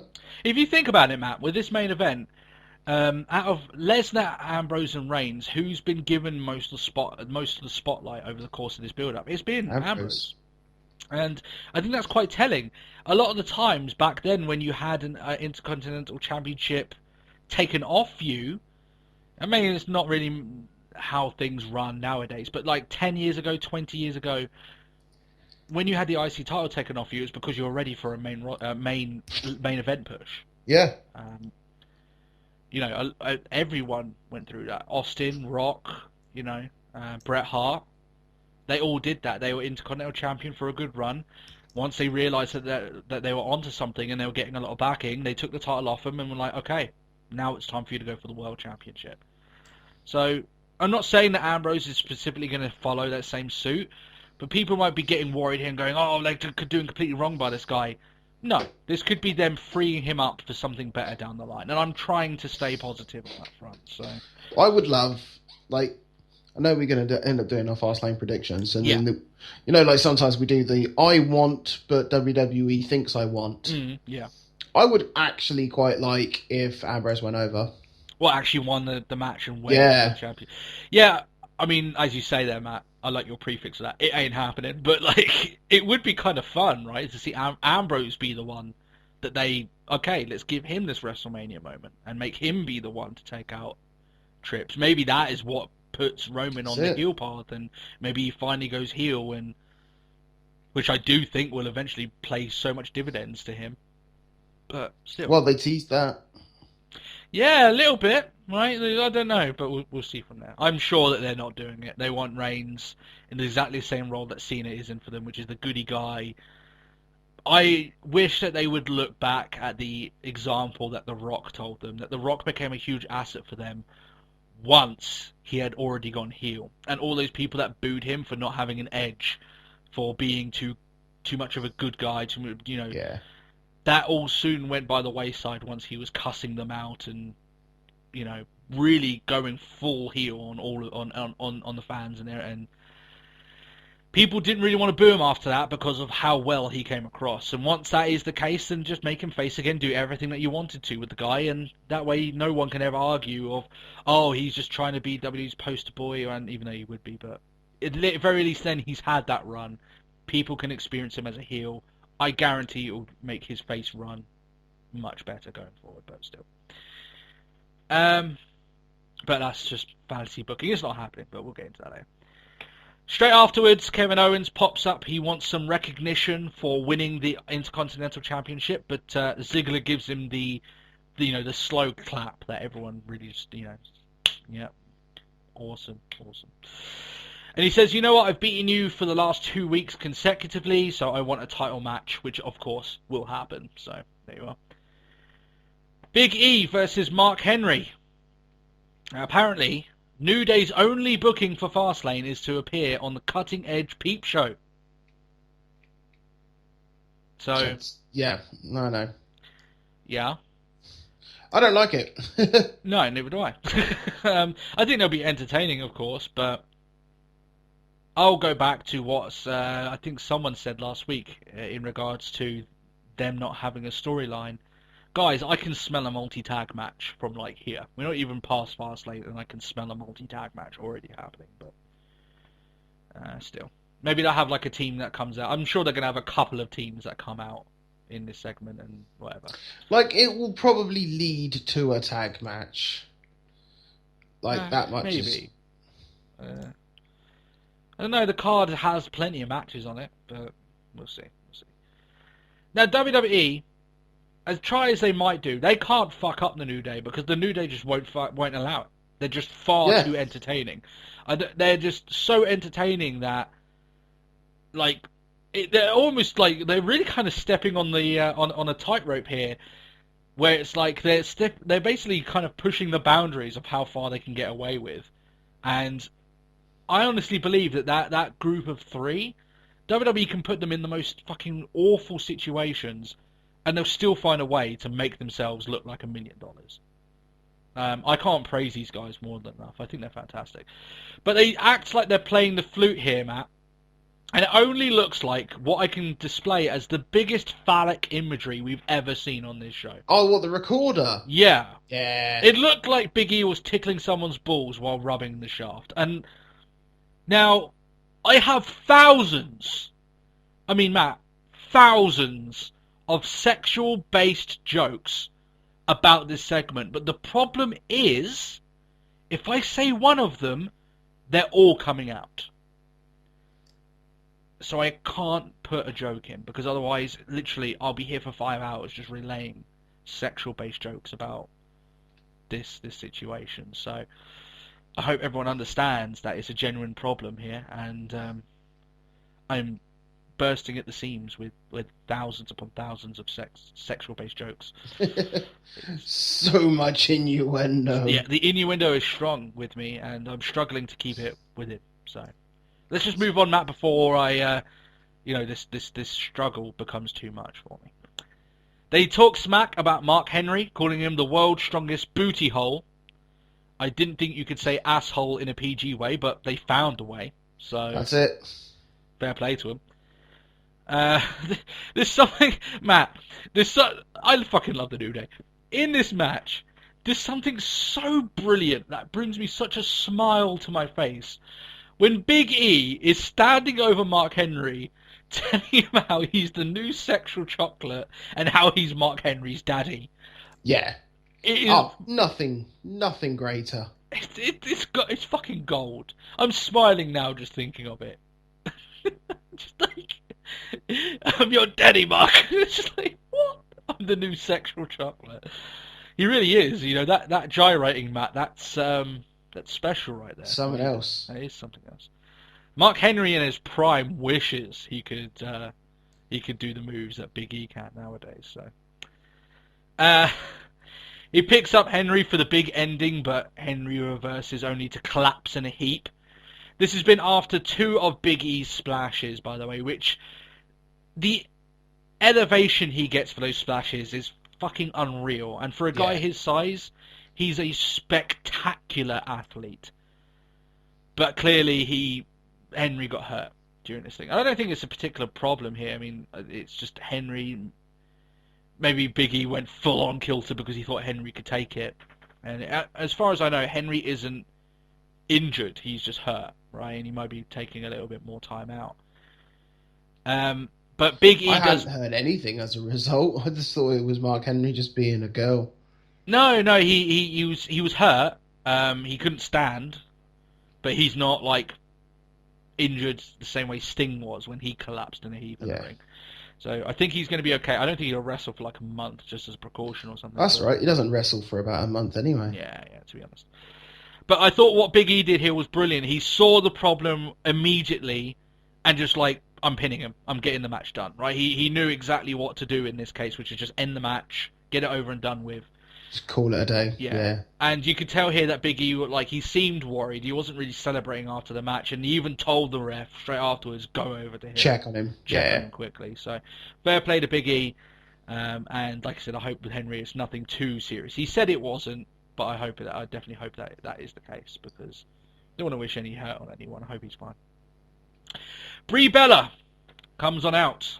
Oh yes, they show video package of Daniel Bryan speaking about her specifically last week in his retirement speech. Mm-hmm. And I said back then that WWE were going to try and use some of Bryan's love from the crowd to help Brie. I don't have anything against it, whatever. That's okay. I don't have any problem with that. She starts speaking, but then is cut off by Charlotte, who comes down. They do have a title match at Fastlane. She says that there'll never be a superstar like Daniel Bryan, and he was in a league of his own. And Brie says, well, he is still in a league of his own. Yeah. Which is fair enough, but he's retired, so whatever. Charlotte says Brie is being selfish, that they need the money, and is basically just ragging on her. She wants Brie to give up her title shot and go home. And here's the line that I almost spat out my drink on when I was watching it. I thought this was so dumb and hilarious at the same time. And Matt knows where I'm going with this. Brie Bella says that Charlotte knows that Brie isn't an easy beat. Excuse me? What? Sorry, Matt.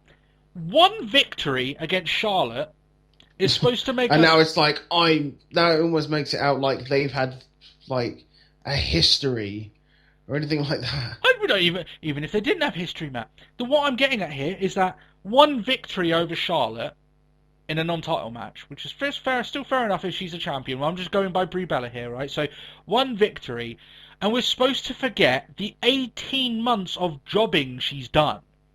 She's lost to everyone in extremely quick matches. The only matches she's won has been tag team matches with Nikki doing basically all the shit, right? This is the woman that couldn't even get right using twin magic in some instances, right? That had resorted to padding her tits with fucking tissues and basically being a bitch for her sister, right? As a character, right? I'm doing this all as a character, guys. As a woman, I'm sure she's lovely, right? But as a character, what WWE trying to make us believe? One victory after 18 months of jobbing and suddenly she's not an easy beat? Yep. She's the easiest beat in that division. No, that's what you're meant to... No, she's not. She's a challenge. She is a threat to Charlotte. Yeah, clearly. Yeah. I thought this was fucking dumb. And I thought that was a line that they should not have put in. I wasn't bought into this rivalry anyway. It is just a stopgap until they can finally do that Becky, Sasha, and Charlotte match at Mania, which is pretty much what they're going for. But that line, I'm not an easy beat, I'm like, you are. Like, that's exactly how WWE have chosen to book you for the better part of 2 years. You're like the easiest of beats. Yeah. She really is, guys. Like, she is... Like, the amount of times they've thrown her into the ring. How many times has Nikki in her title run, Matt, had title matches with people? Whoever she's gone against in that very lengthy championship title run that she had, whoever she was going against at the pay-per-view, they always got built up by beating Brie. They always beat Brie. All the challenges that she had beat Brie before they went on to wrestle Nikki. She lost against everyone multiple times. And WWE is supposed to trying to make us forget that and trying to convince us that one victory over Charlotte and suddenly that completely changes. Yeah. No. I remember those matches. I remember them because they were fucking shit. Okay. Maybe I'm going at this too much, but I hate it when WWE just completely try and insult our intelligence by basically stating, oh yeah, well you know she's not an easy beat. I'm like, of course she is. That you've conditioned me to believe that she is. She has been ever since she lost to Stephanie at SummerSlam fucking ages ago. right? She's lost basically every single match after that, right? So yeah, I thought it was that line. I was like, that's fucking annoying right there. That really is. Like, that one stings. Yeah, that one. I just thought it was a dumb line. I'm not an easy beat, and I'm like, you fucking are. Like you really are. That's how WWE have used you. Stupid line. Charlotte wonders what Brie's goat-faced vegan baby will become, and this obviously becomes a scuffle between the two. And I'm like, fair enough, they need to build up some sort of heat for this title match, but like I said, enough for trying to convince us that Brie hasn't been, you know...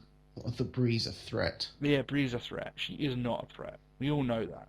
And the only reason that I'm saying this right now, guys, the only reason she's in this title match is because they needed a stopgap, and Bryan was retiring soon, so it felt like a good way to do it, right? That's the only reason why this match was done. I mean, I'm going to go into that more with the predictions. I think this match is going to be fucking... I think it's going to be boring. I really do. I don't think it's going to be good at all, but still. AJ Styles versus The Miz. Jericho is on commentary. Gerard Butler was in the crowd, Matt. We like a bit of Butler. That's it. We do. I know it's a bit of a dumb movie, but Gamer is a movie that I quite enjoyed. You know, Oh yeah, it's a favourite. Yeah, I mean, there's tons of things wrong with the movie, and myself and Matt have cut that movie to shreds, but we still enjoy it. We can enjoy. Oh yeah, movies like that. Jericho is good on commentary for what it's worth. He is a far better heel than he is a face in this situation. Like, when he's able to cut back at people and put people in their place and talk back to people. Jericho is even in wrestling, he's a far better heel than he ever was a face. Yeah, you can get behind him, but he just... All I can remember is just Jericho in the suit and just how good he was back in those times. With all the hypocrites and the sycophants, yeah. Now, Matt, one thing I do dislike with this is the amount of times that the word rookie is being used with AJ Styles. Yeah. I'm like, okay, he's new to WWE, and I get that. Jericho did a very good thing of explaining he's had a lot of experience, but he's a rookie in the WWE. I'm like, okay. He's not a rookie with the amount of years of experience he has. It's ridiculous to state that. And just state that wrestling in one place isn't the same as wrestling in the WWE. I know, I get it, it's the big leagues. But you don't get one guy who has been playing, in reserve football for God knows how long and call him up and say he's a rookie. It's the wrong wording, He's not... A rookie in wrestling is a guy who hasn't wrestled many matches. AJ Styles is not a rookie, right? It's just the way it is. Maybe it's just a particular verbiage on it, or the words for it. I just don't quite agree with it there. Great match, this one. I like the way that Styles, he gets fans slowly into his matches because of his skill set. I think people are genuinely intrigued by the guy, and that is a good sign. I like how... I think that's one of the things that he just got gradually over his career, having longer matches in the indies, is that not always do you have the crowd always on your side from the get-go. It's the way that you wrestle in that match that gets them enthralled, gets them excited. And he offers that in this, People are excited to see him, but once he gets into the match and really gets his teeth into it, that's what he can give you. And that springboard forearm, by the way, Matt, that is fucking money. It looks lethal, doesn't it? Yeah. It looks like he's really fucking... I mean, I'm sure Miz can tell you that it really does connect, unfortunately for him. But even then, it's just a pretty move. Like, the way he gets across, I mean, that's a Kodak moment whenever he does that. It's like Phoenix's corkscrews that he does outside the ring in Lucha Underground. They're done to such perfection. And Styles with this springboard forearm, it's exactly the same. Whenever he does it, it's perfect every single time he does it. It's really good. He locks in the calf crusher or killer. I'm sure that WWE hasn't decided what it is yet because commentary haven't decided. Miz taps out, and Jericho wants to talk to Styles, and Styles cuts him off. And he says that the first match with Styles is clearly eating Jericho up alive. And the score is 1-1, so they want to have a decider at Fastlane. And Jericho's like, well, I'll decide on SmackDown. And it's a little bit like, you didn't really have to do that because we know that this match is happening. It is going down. But I'm guessing they're trying to get more and more people involved in SmackDown and whatever. It isn't going to work with you and me, Matt, though. Are you For excited? the same reason that Brock Lesnar's going to be on it soon. Yeah, that's basically it. They're really trying with SmackDown.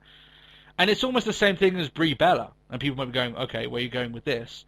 You can't treat something one way and then expect people in like a month to come up with a different facet of how they want to think about it. They've had SmackDown as such an irrelevant show for like 5 years. Changing things in a month isn't going to. You need to have like a year of lots of good stuff happening on SmackDown for people to really care about it. Yeah. You treat something like shit for ages, then people are just going to associate it with that. That's just the way it is. Dudley boys are out. They've gone full heel on us. They tease bringing out the tables, but they don't, because the fans would like that, of course. They call out the Usos and show footage of them being put through tables last week. Devon then goes and says that they're not a nostalgia act. They're not here just to have one more exciting moment. They're the baddest tag team on the planet. And Matt, I thought this was the most interesting the Dudley boys have been since they returned. Oh, yeah. Their face run. Especially with like a proper, like, remember us, we're bad motherfuckers. Yeah. It really like their face run, Matt, I'll just say right now, it was a fucking dud. They went from being exciting one week to being boring the next. It was literally that quick. This heel turn is exactly what they need. Yeah. Exactly what the tag team division needs as well, because they've got New Day as a heel tag team, and off the top of your head, Although the New Day aren't really a heel tag team. yeah, but I mean, you're getting what I'm saying here. It's like Yeah. it's very lopsided at the moment. I know there's like you got like the Ascension. No one really cares about what the Ascension are doing. They don't I even wouldn't wrestle. count the Ascension. So yeah, fair enough. I think it evens out the division a little bit more. So Bubba here is great on the mic. I thought he was fantastic, and so was Devon, but Bubba is always the better one. He says that legacy will be defined by championships and not by furniture. I thought that was a great line. I thought that was fantastic. I thought it was and you know what was good about this, Matt, is that all it wasn't someone coming down and it was just Dudley Boys coming out and announcing their new intentions. It was just a good promo in the ring with this team displaying where they're going now. And I thought it was great. I thought it was a really good promo between these guys. I thought it would have been ruined if they had people come down and attack them for no reason. So, fair play. I'm actually all up for more people coming out and doing promos in the middle of the ring. I'm more than up for doing it, especially when it's just them and them not conversing with someone else. It's them talking to the crowd about, this is who I am, this is what I'm doing, and you don't tend to have that a lot nowadays. Normally, you get proper making a statement rather than just sort of like, hey guys. The only way that you'll get that is if you have Roman Reigns come out and he'll pontificate to the crowd. That's not what I'm talking about, right? Yeah. This stuff with the Dudleys is much more what I'm interested in, so good stuff. Summer Rae versus Paige. Now, it's funny when you get two Total Divas women in the ring, and immediately I'm wondering what bullshit reason there is for them fighting each other. And it's even weirder that when apparently there isn't a reason for them fighting each other, I'm actually quite happy because that's better than most of the reasons they come up with. Although I'm slightly confused why Summer Rae can win. Oh, what in this match? I even forgot that she won, but yeah. Tell you what, Matt, got an interesting thought track when it comes to this match. Wasn't that good, by the way. Just it was average. It was average. The crowd are absolutely dead. So in this match, when the crowd dead and the match not being particularly enthralling, it gave me time to think. Talking about Hall of Fames and Paige, right? And thinking about how Paige will be remembered if her career carries on the way it is now. Okay. I think it would be very hard to make a Hall of Fame case for a woman who hasn't had a world-class 5-star match on the main roster, like ever. Okay. And her impact has lessened even more so over time. Now, people might argue, well, you said that AJ Lee should be in the Hall of Fame. Yeah, but even then, I think that she's sort of scraping it a bit. Because when I look at Hall of Famers in terms of the women, I'm looking at Lita and Trish Stratus as being like the benchmarks, right? Of course. I know there are the women out there that are higher than that. Of course, Mae Young, Fabulous Moolah, but they were so legendary. No one's ever going to get up in my eyes, right? They main evented Raw. They had really good matches on pay-per-views. These women, they really did.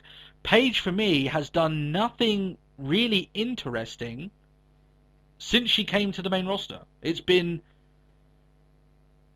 just been usual stuff. She's got, unfortunately, I've said this before, that she's been caught, unfortunately, at the wrong time, that she's associated now with the divas of old, not with the divas of new. Which is odd, considering she is quite young, and she was part of the reason why, and she's clear, part of the reason why we're getting this divas revolution. I know they've stopped talking about it, but we're getting these new women coming up and more emphasis being put on the women. I don't know. I just looking at her and I'm like, she might win a couple of championships. Especially if you consider that, like, she was the one that sort of, like, I'm sick of this, like, because she was sick of Nikki all the time, so she was like, I'm going to get some girls who can actually go. Like, ones that would be, I mean, you could say were her peers. Like, she could quite easily have great matches with like Sasha and that, if you consider like the sort of matches that Paige has had in the past. Yeah. And now it's like, but yeah, you're right. It's like, you're one of the old ones now. Yeah. Like, people don't get me wrong. She has the skill set and the mic ability to be a Hall of Famer. Believe me. She can have 5-star matches with anyone on that roster. But it's the way that WWE have chosen to use her. She's become one of the Total Divas crew. And with that comes a lot of matches like we had this week, right? And if WWE keep choosing to use her this way, which it seems to be how they want to, and she's earning money and she's probably having a great time with her friends, whatever. But what I'm talking about is legacy, right? How she will be remembered. I don't think people will remember Paige as fondly as they will remember Sasha Banks and Bayley and, to a lesser extent, Charlotte and Becky Lynch down the line. I think they'll look at them as mold breakers. I think Paige will, unfortunately, almost like she had to be the person to take the fall for the rest of them to get the opportunity, sort of, in a way. Like, she had to have those matches on NXT and become the first champion and be one of the first NXT women to make it on the main roster, to be that transition for these other women to really capitalize on it in terms of legacy. It's almost terrible to think she has to be like the martyr for it. Yeah, that's kind of what I'm getting at a little bit, Now, this may all change. WWE may, when Nikki and Brie end up leaving, and a lot of the other girls, they won't be there forever. And Paige has still got so much longevity that she might find herself, all those people that she was associated with, the Total Divas, are gone, right? And she's still there because she has plenty of mileage left. And it's suddenly like they're like, okay, well, Paige was always really good. Let's just put her back where she should have been all along. And suddenly you're starting to see these really great matches start pumping out. But I think that's WWE on the main roster. They have a problem with giving these women too much time and building up a proper storyline. But we'll see how it goes from there anyway. I think they're slowly improving, but we'll soon get there. As you say, Summer Rae gets a win in this match with a pin reversal. This obviously is going to make some sort of Total Divas storyline. I'm not that interested, to be honest, but there you go. Paul Heyman is out. I actually really liked this promo, this one coming up. He calls out Roman Reigns because he wants to speak directly to his face, and they have a very honest, respectful talk with each other in the ring. Heyman is saying, I've got respect for you. There's no way that my client is not going to win at this weekend, but you expect him to say that. But then he goes to explain that, listen, I'm going to give you a bit of advice. You've seen all the people in the back that either have one or two things, that either have their family or they have their friends. You either ride alone and be the man that your family needs you to be, or you hang out with your friends, you go to the clubs, you stay, you have a bond with them, and you ignore your phone calls from your wife and your children. That's really the only two choices that you have. And if you do that, which I know you're a family man, I know you're going to have to either pick your daughter or your brother, which I thought was quite a powerful line to put in there. Yeah. Then, and I know what you're going to choose. this friendship you've got with Ambrose, it's gonna go. It's gonna blow up. And obviously Reigns talks back and says, you know what, I'm going to. I thank you for taking that on board, but that ain't gonna happen. That's basically what he responds with. And Matt, I thought that the way that Heyman delivered this and how just upfront it was, and very much like, this is how I think it's going to go down, I'm going to say it to you directly. He did more here to tease Ambrose and Reigns having a, not a breakup, but having, going their separate ways, than Stephanie has done in a month of talking down to the pair of them and trying to do it that way. I thought the way that Heyman did it was spectacular. I thought it was very good. And you can give props. I'm sure Heyman had some idea on what to say and how to say it, but surely the writers had some hand in this. I thought the way they dealt with this was quite good. I actually quite liked it. With all the BS that goes around WWE and the passive aggressiveness, man, it felt good just to have Heyman come out there and say, look, man to man, I'll tell you what I think. And Reigns was like, I appreciate that. Now I'll tell you what I think. And Heyman's like, I appreciate that. That's literally the entire talk. And I was like, that's actually quite refreshing right there, There's characters not to be playing these fucking mind games that, it's like a breath of fresh air, right? Dudley boys afterwards, they come and attack Reigns from behind. Ambrose comes in for the save, but there's a nice little moment here where he looks like he wants to land a dirty deeds on Reigns. And Roman shakes him off, and they kind of share a couple of uneasy smiles back at each other, and I like the relationship they have that they're kind of going with here. That they're still brothers, but they definitely aren't going to take shit from each other in terms of getting in. I loved it because you had Ambrose who's just like, haha, this close. Yeah, that's it. Like, got to be quicker than that. That's it. Like, I know everyone says that this bromance is going to break up. I'd be happy if they continue to tell the story of, listen, you are my brother. I'll give you the shirt off my back. But when it comes to championships, I'm not going to roll over and give it to you. I'm going to go through you to do it. That's the way it is. So if that's the way they want to go with it, it's like, you are my brother, and I would do anything to help you. But it's sort of like comparing. It's like, you are my brother, but I also have a daughter, and it's sort of like where the family, like that balance of family and friendship comes. That's it. Yeah, I thought the way that Heyman spoke about that particular sentiment, I thought it was really good. It was brilliant. It was very good.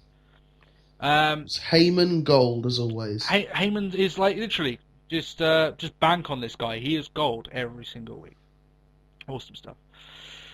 They announced, Matt, that the Vincent J. McMahon, or Vince Senior, as you may otherwise know, he's getting his own award. And it will be given to someone next week, or it will be announced who it's been given to next week.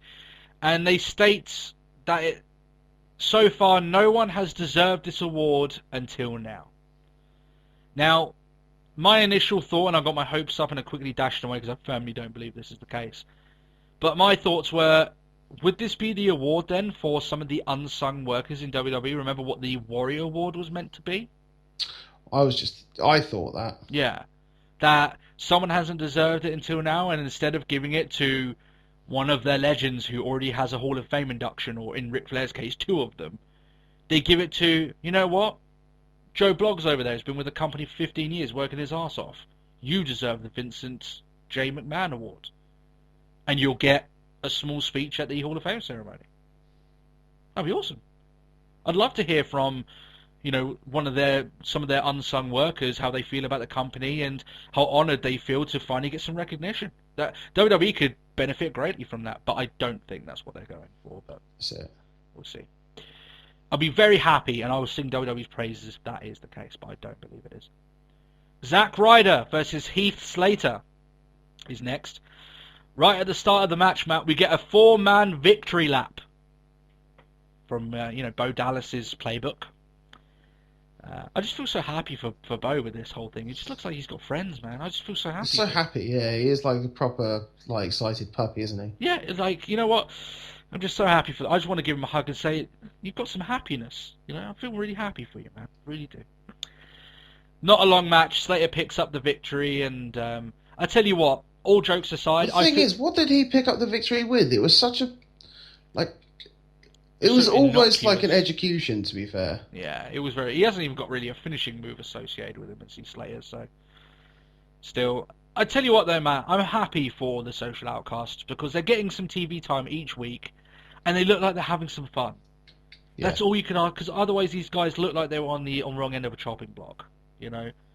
So I say fair play to them, right? Yeah, they're not going to be huge stars. Maybe they are the jobbers, but WWE need jobbers and people make good money being a jobber, right? And I know they won this match, but you get what I'm saying here, that, Yeah.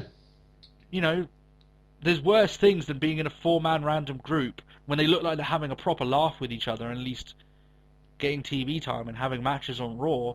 It might not last forever, but it's something for the guys that they're all guys, all of them, that I would look at and be like, you would be a bit worried when WWE are making their cuts, whether or not they feel like they really need you or not.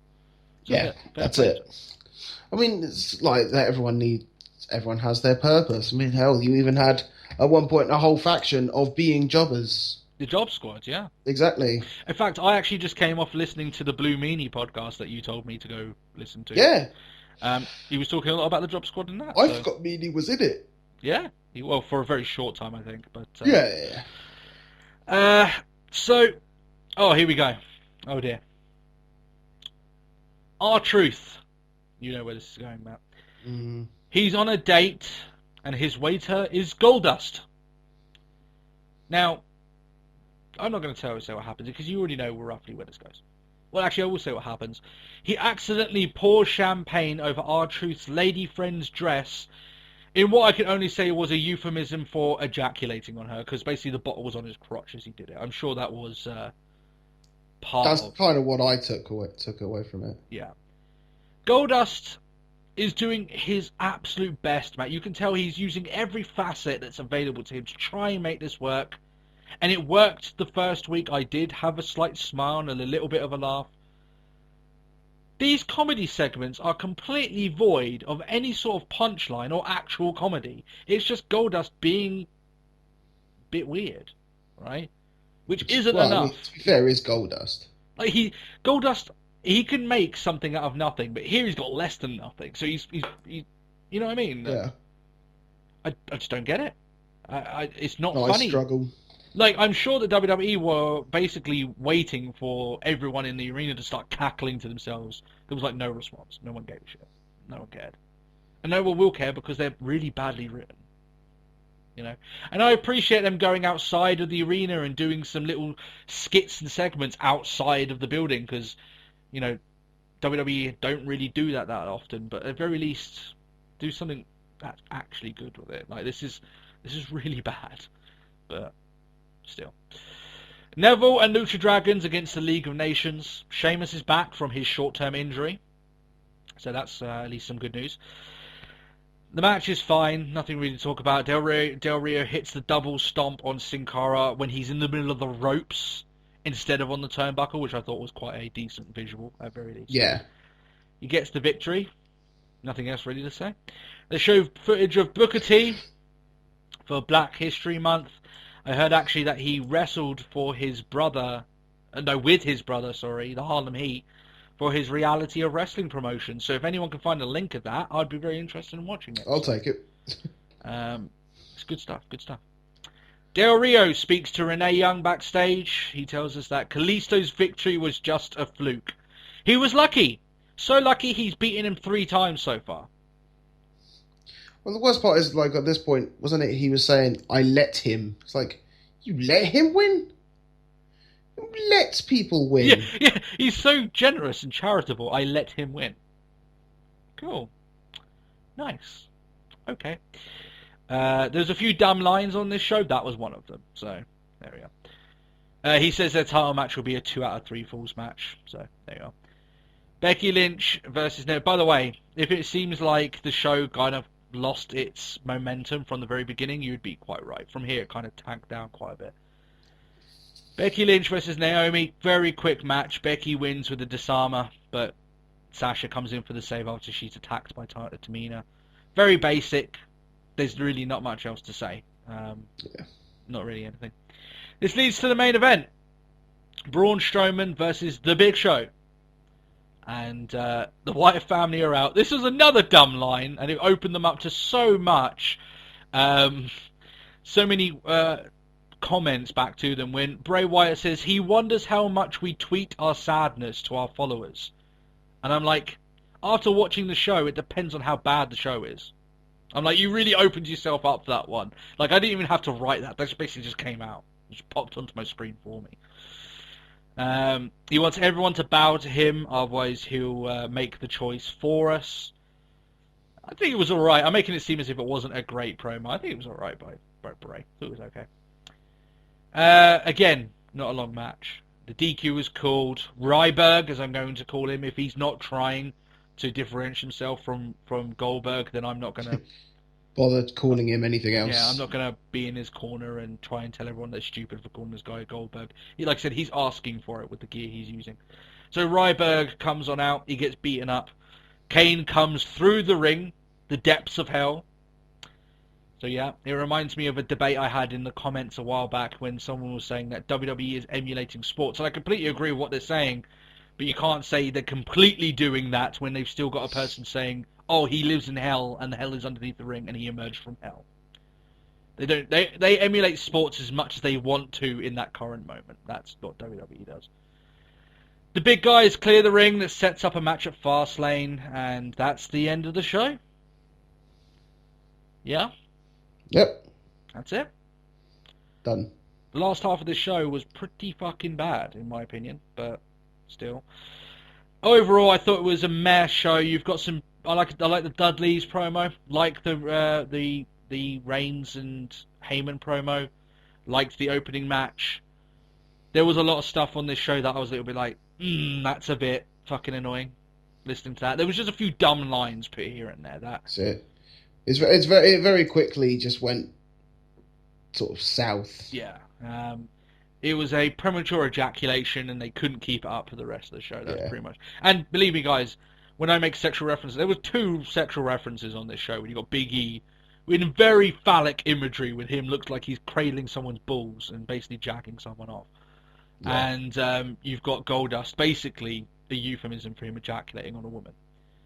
Now, that may be just me and my dirty mind, but it certainly seemed that way. I'm sure I'm not the only person that took it that way, but still. Matt, what do you think of this show as a whole? Yeah. Yeah, it was. I don't think it was a very good go-home show. I think it was a good show, a very good show. It didn't sell very well. And you know what?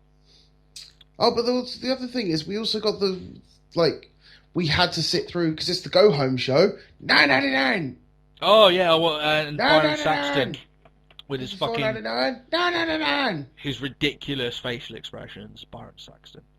It's not even Byron Saxton, it's just JBL. You can fuck Michael. off. Just... $9.99. Oh, dear.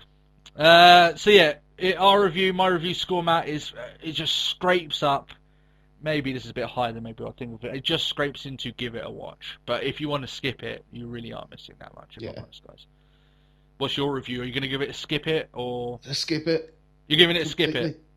Total skip. Yeah. Maybe it's just me. I liked a couple of segments quite a lot here. Some of the promos and the match at the beginning. So I'm like, if you really want to reach, then sure, give it a watch once. But that's reaching there, guys. I to be honest, I am really reaching, but I definitely don't blame you for giving it a skip it, man. For everyone that knows that our rating thing is, we basically go like this: avoid it at all costs, skip it, watch it once, watch it over and over again, and I guess the top one is like fucking legendary, like never stop watching it sort of thing. I don't think we've ever given a show that proper legendary mark. We've given plenty of skip it's and plenty of watch it onces though, but. And every so often we've given a one, just avoid it like it's a fucking chemical plague. Like, just avoid it like a nuclear bomb's gone off and radiation is coming towards you. Like, just fucking run. There has been a few.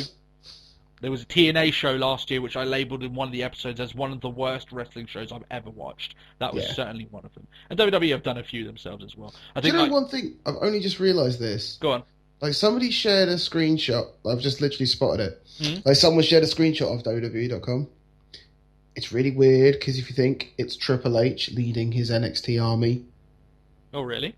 Every title every title from WWE to NXT is obviously NXT held. Oh yeah. It's I interesting, think, isn't it? with the exception of Kofi. Yeah, but two out of two thirds of that group are NXT, so you can, And Triple H is holding the top title. yeah, it's very interesting, isn't it? Yeah. And who says Triple H hasn't got any other control? Oh, believe me, those NXT guys, once full control gets to him, those NXT guys are going to get quite the rub. They're going to. Yeah. But still. Fastlane predictions. We'll run through this quickly. We don't want the show to go on too long. But first of all, before I get into the predictions, and I'll go through with every single match, I'm going to explain why this card absolutely fucking sucks. It really does. And I don't like being that negative, guys. People know that I don't. But it's a dud. And I'll explain, as we go through the matches, why this show is a myriad of what I believe is booking mistakes. And it's not so much like the matches themselves. The matches themselves, if you put them in a vacuum, they look like they're decent. But I'm going to explain why it's stupid that some of these have been done. First of which is Kalisto versus Del Rio. This is either the 7th or 8th match that these guys have had. Singles match. For the United States Championship, no less. Well, round it out to 10 once you get a 2 out of 3 falls match out of it. Yeah, Jesus fucking Christ. This is... Like, I've seen these guys wrestle so much that they should just fucking get it over with at this point. Like, they obviously don't want to wrestle anyone apart from each other, right? It's like, Jesus Christ, how many times... Kalisto has to win this match. If Del Rio wins this match and they carry on with this, I will tear my hair out. Kalisto has to win, and Del Rio just goes anywhere else apart from anywhere. I don't even want to see him in the same segment as Kalisto, let alone in the ring. I'm like, it's done. They've wrestled each other far too much at this point. It's really, really stupid. Like, they've obviously had no plan, and they're just like, we'll just let them two go backwards and forwards for a couple of months, without thinking for the fact that they've already wrestled each other on like on the television shows each week over and over again. It's ridiculous how much these guys have wrestled each other, but still. What are you thinking? I'm going with Kalisto. What do you think? Kalisto. Yeah, it has to be Kalisto. Yeah, absolutely has to be. Charlotte versus Brie Bella. Again, with all the rant I said earlier on, kind of explains my thoughts on this. That is just think it's ridiculous. Yeah, exactly. We all know why this match is happening. Charlotte. I don't even care why it's happening. It's the fact that they're insulting our intelligence, trying to make us think that Brie Bella should be a genuine... It's a challenger, yeah. It's not. So yeah, I'm going with Charlotte as well. Lynx and Banks versus Bad. This one wasn't as booked as badly, so I will give it that. I don't think the match will be very good, though. I think that it's... And the reason I say that, I think they're going to put this match in the dead slot. I think this is going on just before the main event. I'm expecting a lot of Sasha chance. Yeah, sure. And you know what? It's got opportunity of being a good match. I just really do believe they're going to put it in the dead slot. And if they do, I just don't... The dead slot is the dead slot. It's not meant to be there for like 15 minutes. It is what it is. It is what it is. And I don't think they're going to put Charlotte and Brie. I mean, they might do, because no one really cares about that match anyway. So they could have a quick 5-minute match with Charlotte just putting her to bed and then move on. And maybe. Who do you think's winning? Banks and Lynch. Yeah, it has to be Banks and Lynch. If they're going into that title match, they need this win. And Team Bad have no... believe me, they've got no... I'm sure WWE doesn't really care what they're doing come around WrestleMania time, so there's that. Kevin Owens versus Dolph Ziggler for the Intercontinental Championship. Bearing in mind, this is the 3rd singles match in this month that we've seen them wrestle. That in itself is fucking stupid. Yeah. Now, it makes a little bit more sense because at least they had a plan. They were going to have Ziggler beat him twice and Owens win the belt. So that really does make Ziggler really the number one contender. He really should be at that point. But it's still stupid. It's still at the point that we've seen this match twice already, and it had conclusive endings both times. Like, WWE does not know how to tease a match anymore. They just basically give it to you over and over and over again and expect you to take it at the pay-per-view. They really don't care when it comes to Fastlane. They're just like, fuck it. Just make them wrestle. Whatever the card is, we'll just make them wrestle tons before the show. Wrestle. Again. Yeah. Again. Who do you think's winning, though? Owens. Yeah, I think Owens will retain. I don't think they've got much plan for Ziggler. But we'll see. We'll see from there. I don't think they'll have Owens win the match just to lose the title like the week after. I'm sure he's keeping that title for a while. Ryback, Big Show, Kane versus the Wyatt family. Don't care. I pray to the gods, Matt, that Luke Harper is our saviour. If anyone is going to transform this match into something good, it's going to be Luke Harper that does it. Because this match... It's not even Wyatt, isn't it? No, Bray Wyatt's not even in the match. No, it's Harper, Strowman, and Rowan. Rowan, Yeah. that one. But the way I say this, Matt, you've got Ryback, who, he's alright. He can do, like, top rope stuff, and he's, but people have kind of gone off him anyway. Big Show, who is Big Show. Kane, who is Kane. Strowman is still green. You can't really bank on him on making the match too entertaining. Rowan has been getting a little bit better, but by no means is he ready to be able to pulling out a match that's hugely entertaining. So really, as I said, Luke Harper's Harper... going to have to work his ass off. Yeah, Harper's going to have to do everything to make this match somewhat entertaining, but... We'll see. What do you reckon go with this match? Yeah, Wyatt's. Yeah, Wyatt's. Yeah, they have no care. Big Show, Kane, and Ryback. They're building up Wyatt's to go. Hey, thrown together team versus a stable. Yeah. Gee, I wonder how that's going to go. The one thing I will give them props on is that at very least they had a plan of what they wanted to do from the beginning, because they've been slowly taking out these guys as the weeks progress. Doesn't make the match any more particularly appeasing, but I get it. They're trying to make it a clash for the Titans. Yeah. I think this match has a big worry that it could end up being a big dud. Like, it just ends up going so slowly that people just don't care at all, but still. Talking about another match that's happened too many times over the course of this month, AJ Styles versus Jericho. Now, while I'm excited to see them wrestle again, it would have been far more entertaining at the beginning of the month. You had Jericho challenge him and say, I want to wrestle you at Fastlane. And they have matches to tune each other up for that said match, rather than them already wrestling each other twice leading into this event. Yeah. Now, it's a little bit... It takes a little bit... It's rubber match.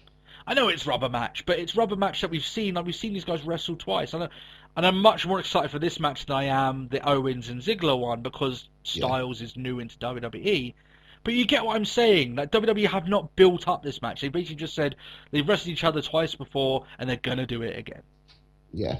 Like, and they're wondering why people won't care about these events because they've already seen it. They've already seen the event. They've already seen the match. They already know how it's gonna pan out.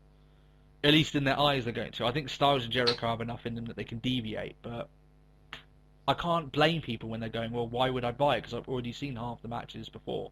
I can't really argue with them. The booking on this match, man, I thought was fucking horrendous. I think the card is horrible, personally. That leads into the main event.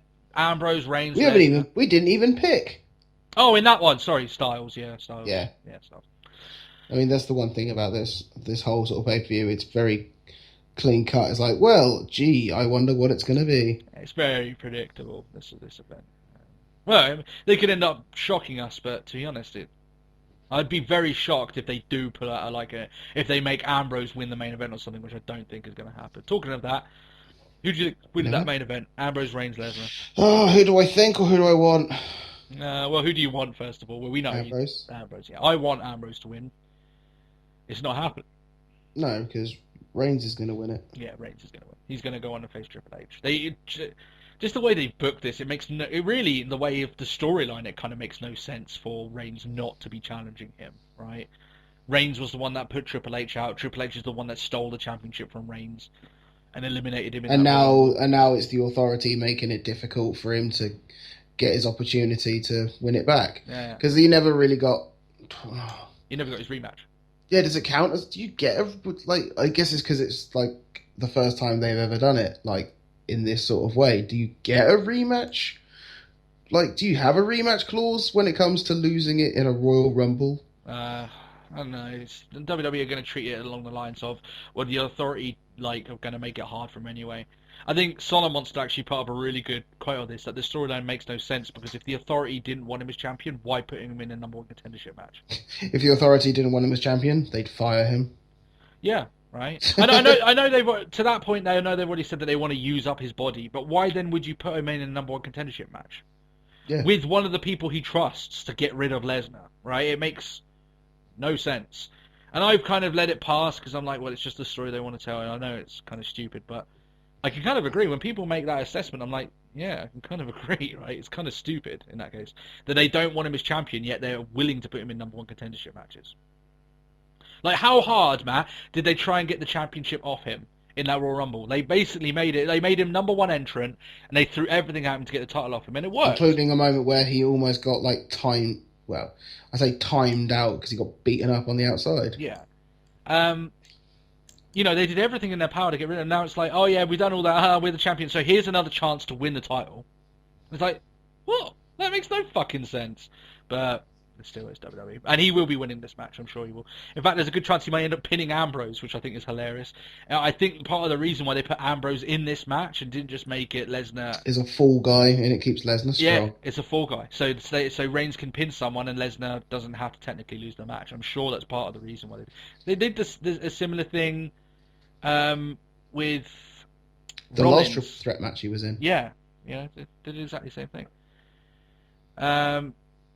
So yeah, there are predictions. I think the show has potential to be somewhat entertaining. I think the card sucks.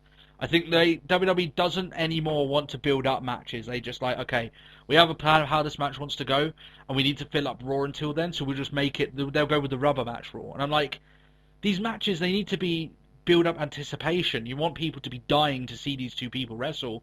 They've already seen it happen twice.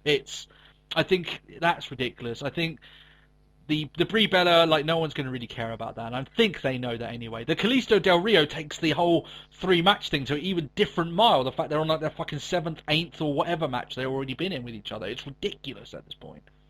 So I think it's a show that they're basically, like I said, guys, it's not Fastlane, it's WWE Pit Stop. They really are just taking a stop, trying to get all these rivalries and take time and burn out time until it's time to really go off to WrestleMania.